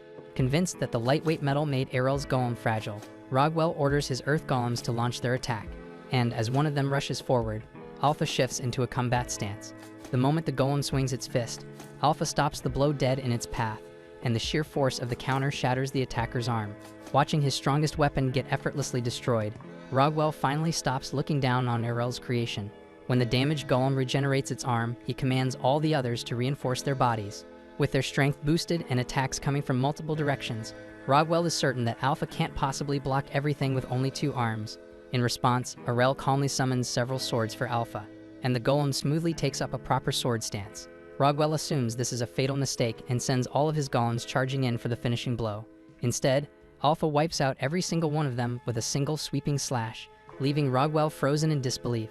Aurel thinks it was nothing more than a basic attack, but Rogwell insists that such an advanced sword technique should be utterly impossible for a golem. Aurel explains that while ordinary golems can't wield swords, Alpha was built with a special lightweight metal and flexible joints, reducing mana consumption while greatly increasing its mobility. As Errol finishes explaining, Rogwell finally grasps the theory behind the design, yet he still struggles to believe it actually works. Errol then asks if his research is sufficient to qualify him for the promotion exam. Rogwell tells him that assistants aren't normally allowed to take it, but adds that he can directly request the headmaster to promote him if Errol agrees to join his golem laboratory. And without a second thought, Errol accepts. After officially receiving his promotion at the Yellow School, Errol heads to the White Institute to take another promotion exam, where he meets Instructor Keed. Seeing that her eyes are always closed, Errol asks if she's alright. Keed calmly explains that she is naturally blind, but instead perceives the world through the magical energy within people and objects. However, when she peers into Errol's body, she discovers countless bottomless streams of magical power inside him.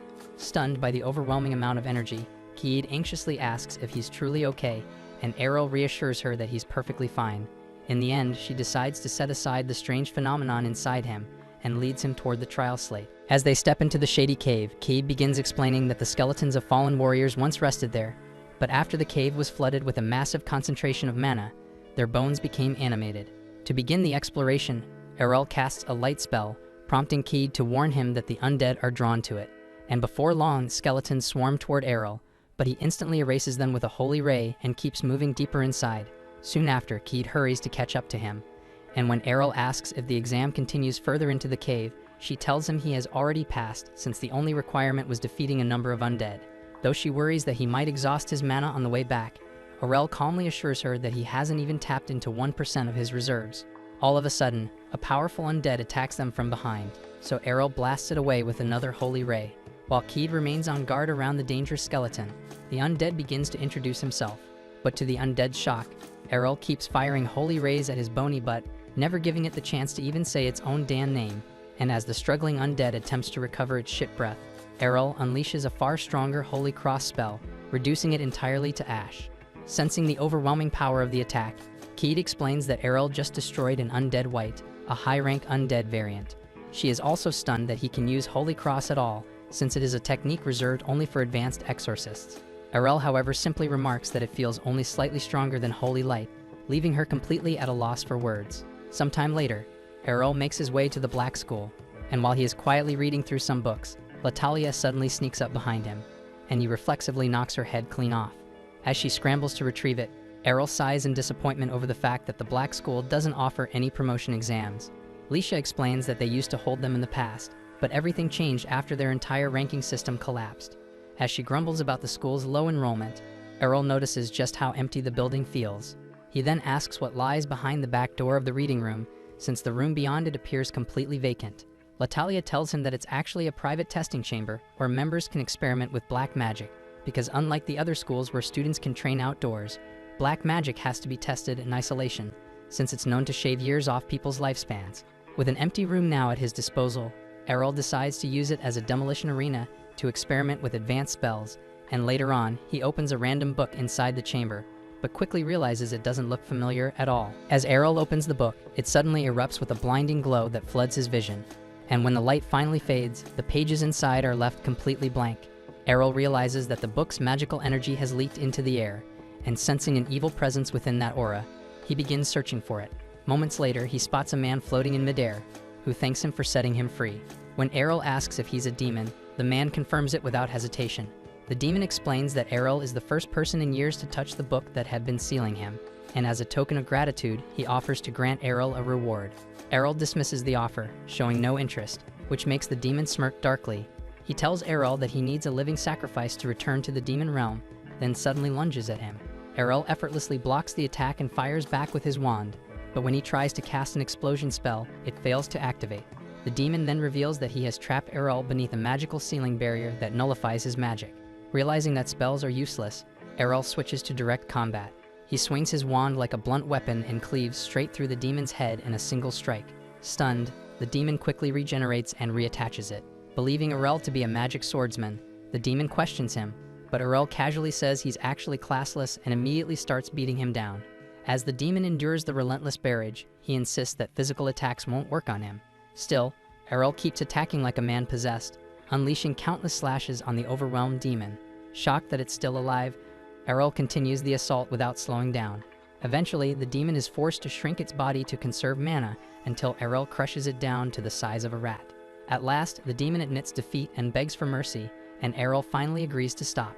As the demon breathes in relief, Errol places a strange seal on its stomach, explaining that he has now turned it into his slave. When the demon tries to resist, its entire body bursts into flames, and Errol calmly explains that it will suffer unbearable pain whenever it even thinks about betraying him.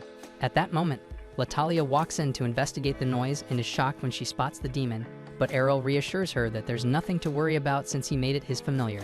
A short while later, Errol goes out to meet the other kids, who praise him for all of his recent promotions. They also tease and bully his unfortunate demon familiar, now named Maddie, but Errol lets them have their fun. He then orders Maddie to go buy everyone lunch, but Maddie refused, saying he wasn't an errand boy, yet after a little burning, he agreed to go.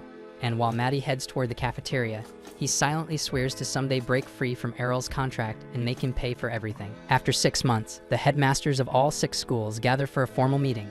There, an official informs them that each school's annual budget and sponsorship will now be determined by the number of students and staff they have. When the Black School's budget is announced, its headmaster Blag angrily protests that his school has suffered a 40% reduction in funding. The official calmly explains that the Black School's overall contributions are far lower than the others, so receiving fewer resources is only fair. Frustrated, Blag complains that he can no longer support his research, while the Red School's headmaster Redora openly mocks him for wasting his time on childish evil spells. At the same time, the White School's headmaster Guido argues that black magic is inherently dangerous and suggests that the school should be shut down entirely. Fortunately, the official states that he won't be making such a drastic decision in this meeting. He then reveals that the current budget is still subject to one final adjustment, explaining that all schools can receive increased funding if they perform well in the upcoming 6 school magic competitions. He tells Blag that if the Black School manages to win, he will restore its budget to last year's amount. Furious at what he sees as unfair terms, Blag realizes they are trying to completely bury his school. Back with Errol and the group, Errol wonders what the upcoming Mage Lord Festival will be like. The kids explain that it is the biggest event in the city, with the 6th school magic competition serving as its main attraction. Kato asks Errol if he plans to participate, and Errol reveals that he will be competing in the rookie division. Excited to watch him fight, the kids begin arguing over which type of magic he should use, but Errol tells them that he has no intention of limiting himself to just one element. Curious, Maddie asks which school Errol will represent, so Errol replies that the headmasters have summoned him for a meeting the next morning, so he will likely find out then. Noticing Maddie's interest in the festival, Errol asks if he actually likes it, but Maddie brushes it off, claiming that demons don't care about human celebrations. Later that night, Blag sketches a bizarre magic circle on the floor, quietly talking about proving the true might of black magic. As he attempts to summon the strongest beast from the demon world, a writhing mass of flesh emerges from the circle. To his horror, it immediately lunges at him and devours him whole. Seconds later, the monstrous blob fully absorbs Blag, leaving it free to put the ignorant Magic City at risk. The next morning, that freakish slime starts creeping across the ground, gulping down every monster Blag had locked away for his twisted experiments. A short while later, Maddie nudges Errol awake to kick off the day. Still half asleep, Errol mutters that he was just dreaming about all the wild insanity he went through during his time at the academy. Later on, in the Green School's courtyard, the head instructors gather to choose their top picks for the upcoming competition. But with Blag still nowhere in sight, a few of them begin to wonder if he even has a single student worth putting forward. While the faculty bickers over which top contender to nominate, Errol finally arrives, curious to know which school he's expected to represent. The moment he steps up, every single instructor instantly shouts that he's the one representing their school. But before anyone can figure out what's going on, the ground starts shaking heavily, thunderous footsteps echo toward the school, and even Errol pauses, caught off guard by the strange sound. Not far away, Hufa and the rest are busy helping with the festival setup when they spot the slimy creature crawling up the wall. Inside its translucent body, they can see the struggling monsters it swallowed. Horrified by the sight, the students scatter, and Errol immediately launches into the air to intercept the beast. Down below, Royce decides to buy time by stalling it. He fires off a fire lance, but it just bounces off like nothing. Realizing basic spells are useless, he tries to prep a massive eruption spell. But before he can finish casting, the slime's tendrils whip out toward him. Thankfully, Dione swoops in, grabs him, and gets them both out of danger just in time. Grateful to be alive, Royce quickly thanks her. With Royce out of reach, the slime redirects its attention toward Colette, and the others and barrels after them. Just then, Colette stumbles and falls, and there's no one close enough to help her up. Hufa tries to wall off the creature with an ice barrier, but the thing smashes through it like it's nothing but sugar glass. Kato follows up with his own eruption magic, but the slime tanks it without flinching. As Colette braces for the worst, she recalls Errol's voice in her head telling her to never give up. Gathering what courage she has left, she casts a powerful tornado spell, hoping it'll buy her a second or two. Sadly, it does absolutely nothing, but at least she fought for her life. And just as one of the tentacles snaps toward them, Errol comes diving in and slices it clean off with his wand. He then glances back, proud of how the kids faced the monster head-on. Moments later, the other teachers arrive at the scene, rushing to back him up. And as they do, they tell the students to fall back and get to safety, which makes Errol pause and ask if he's even allowed to join the fight. But with full confidence, the headmasters tell him to step aside and leave it to them. As the strange slime inches closer, the teachers immediately suspect it was summoned by the Black School. And while they're all itching to give Blag a serious earful for pulling this crap, they focus on figuring out how to punch through the slime's ridiculous magic resistance. At first, they assume it's just tough enough to block weak student spells, so the blue headmaster and Guido step in, launching full-force magic attacks. But to their shock, the slime brushes them off like nothing, barely flinching, leaving both of them dumbfounded. Not giving up, the red and green headmasters team up and unleash a blazing fire tornado meant to vaporize anything in its path. But the damn thing survives that too. Watching it endure the brutal spell, the green headmaster starts to suspect that it's not just resisting their magic, it's absorbing it. With brute strength clearly off the table, the yellow headmaster tries to lock the thing down by raising massive earth walls around it. For a second, it looks like the plan might work, but the slime starts smashing through the rock like it's punching through cardboard. The teachers regroup and weigh their options. One suggests pumping it full of magic until it explodes, but another warns that if the slime feeds on all that mana, it'll just bulk up even more. Before long, the earth wall crumbles and the creature breaks out, stronger than ever. From a safe distance, Arel watches the whole thing unfold. Every single spell they've thrown so far, he already knows it all, so with nothing new to gain, he starts feeling like he's outgrown everything this so-called city of magic has to offer. Maddie glances at him and asks if they're just gonna stand by and keep watching, thinking maybe the teachers still have some ace magic up their sleeves. Errol decides to give it a bit longer, and Maddie shrugs, still trying to figure out how a gluttony slime like that slipped out of the demon realm and into the human world. Out of nowhere, Errol grabs Maddie by the collar, demanding to know exactly what that slime is. Caught off guard, Maddie quickly caves and explains that it's a creature that feeds on magic to grow. The more mana it devours, the bigger and nastier it gets, and worst of all, magic is basically its favorite snack. That gets Arel thinking, what would happen if someone hit the slime with a spell so powerful it couldn't absorb it? Maddie laughs, saying that kind of firepower doesn't even exist. Then he adds that physical attacks are just as useless as swords, weapons, or even blunt force. The slime swallows all of it, but Arel's not buying it, and without saying a word, he jumps down, conjures up a sword, and gets ready for battle. Maddie stares, confused why a magician would bother using a blade, but Arel just smirks and reminds him he's no stranger to swordplay. Offended, Maddie grumbles about how Errol beat him using nothing but a magic wand, and Arel calmly tells him to quit whining and get ready to fight because they've got a monster to deal with. Not far off, the slime keeps creeping closer to the city, and the teachers start to fear the worst, that their home might be done for. The green headmaster suggests evacuating the entire population while they still can, but before they act, Errol comes flying down from the sky at breakneck speed, heading straight for the slime, and in a flash, he slashes with a technique called Dragon Fang Slash, and a lightning dragon bursts forth, tearing right into the monster as the students watch in awe from a distance. Maddie stares wide-eyed, shocked that the slime didn't absorb Erel's sword strike like it did with the magic. But Erel doesn't look satisfied. In fact, he seems annoyed that the hit didn't finish the job. Just then, the magic headmasters appear behind him, asking if he's actually a swordsman. When Errol tells them he doesn't even have a class, they're completely speechless. He tells them straight up that they should leave, because their spells will only make the creature stronger. And when he mentions that the slime is drawn to magic, the green headmaster suddenly realizes the thing is heading for the main school building, where all the students are gathered. The teachers want to jump in and back him up, but Errol stops them cold. If they interfere, he says, they'll only slow him down. Though they hesitate to leave everything to one kid, Errol's confidence wins them over, and they retreat to protect the students. Down below, the slime starts pulling itself back together after Errol's brutal hit. Maddie smirks, proud that a fellow demon creature managed to survive. Errol shoots him a glare and says that if he keeps running his mouth, he'll throw him straight into the slime. To prove his point, he grabs Maddie and dangles him right in front of the monster. But instead of attacking, the slime backs off.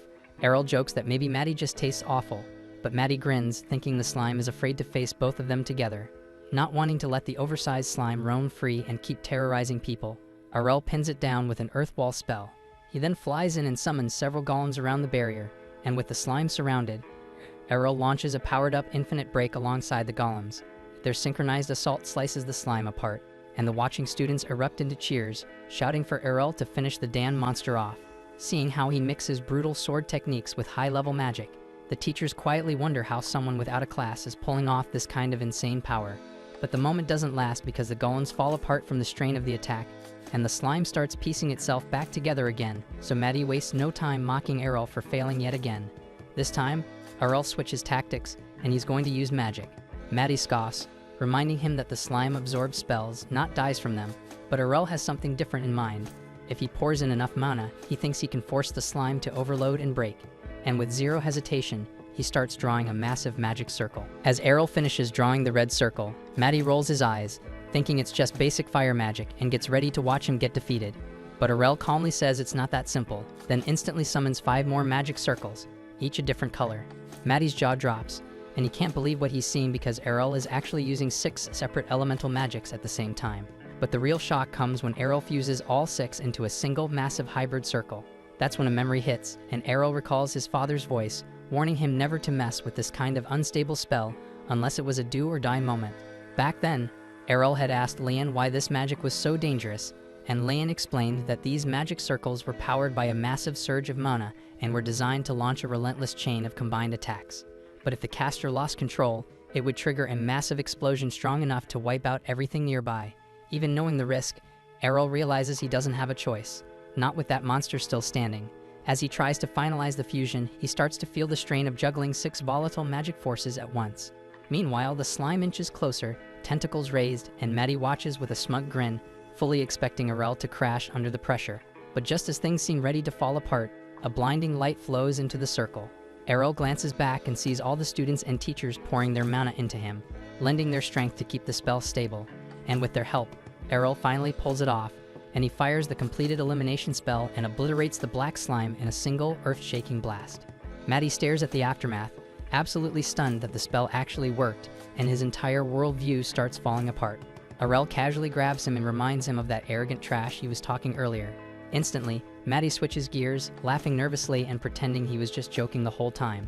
After giving Maddie a quick reality check, Errol descends to the massive crater left behind by the blast. Though drained from using up all his mana, he's soon surrounded by the headmasters, all of whom instantly recognize that the elimination spell he just unleashed is a legendary technique, one that only a mage lord should be capable of using. Shocked, the teachers all start wondering how someone so young could possibly cast it. The yellow headmaster even points out that none of them fully understand how to become a mage lord themselves.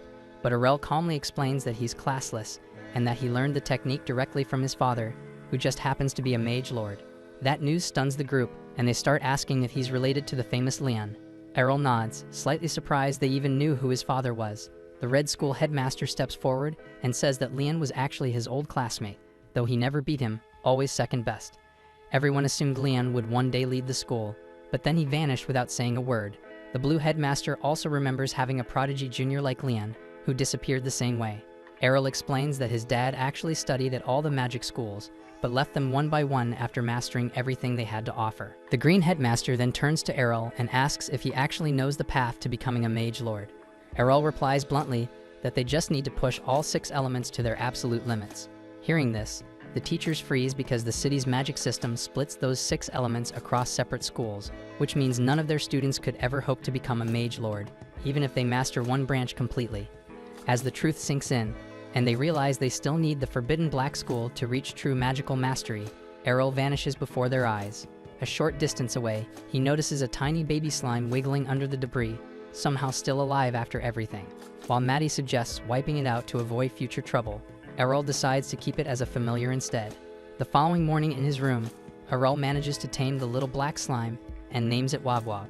As it rolls around sucking up trash like a living vacuum, Maddie glares at it in disbelief, annoyed that the thing has already turned into a loyal servant. He can't understand how Wob Wob could bond with Errol after taking such a beating, so Errol casually reminds him that slimes don't feel pain. So to Wob Wob, their whole fight probably felt like some kind of fun game, so it's got no problem sticking around as his familiar. Just then, Kato and the girls barge into the room, panicked that Errol might be leaving their city. Errol asks where they got that idea, and the kids say they heard it from their teachers, and they all start begging him to stay until graduation. But Errol tells them straight that there's nothing left for him to gain here. Seeing how ready he is to walk away, The kids feel like he's being cold, but he reassures them and promises that he'll swing by now and then to visit. When they ask what's next for him, he says he'll return home first, then he's heading to the monster capital.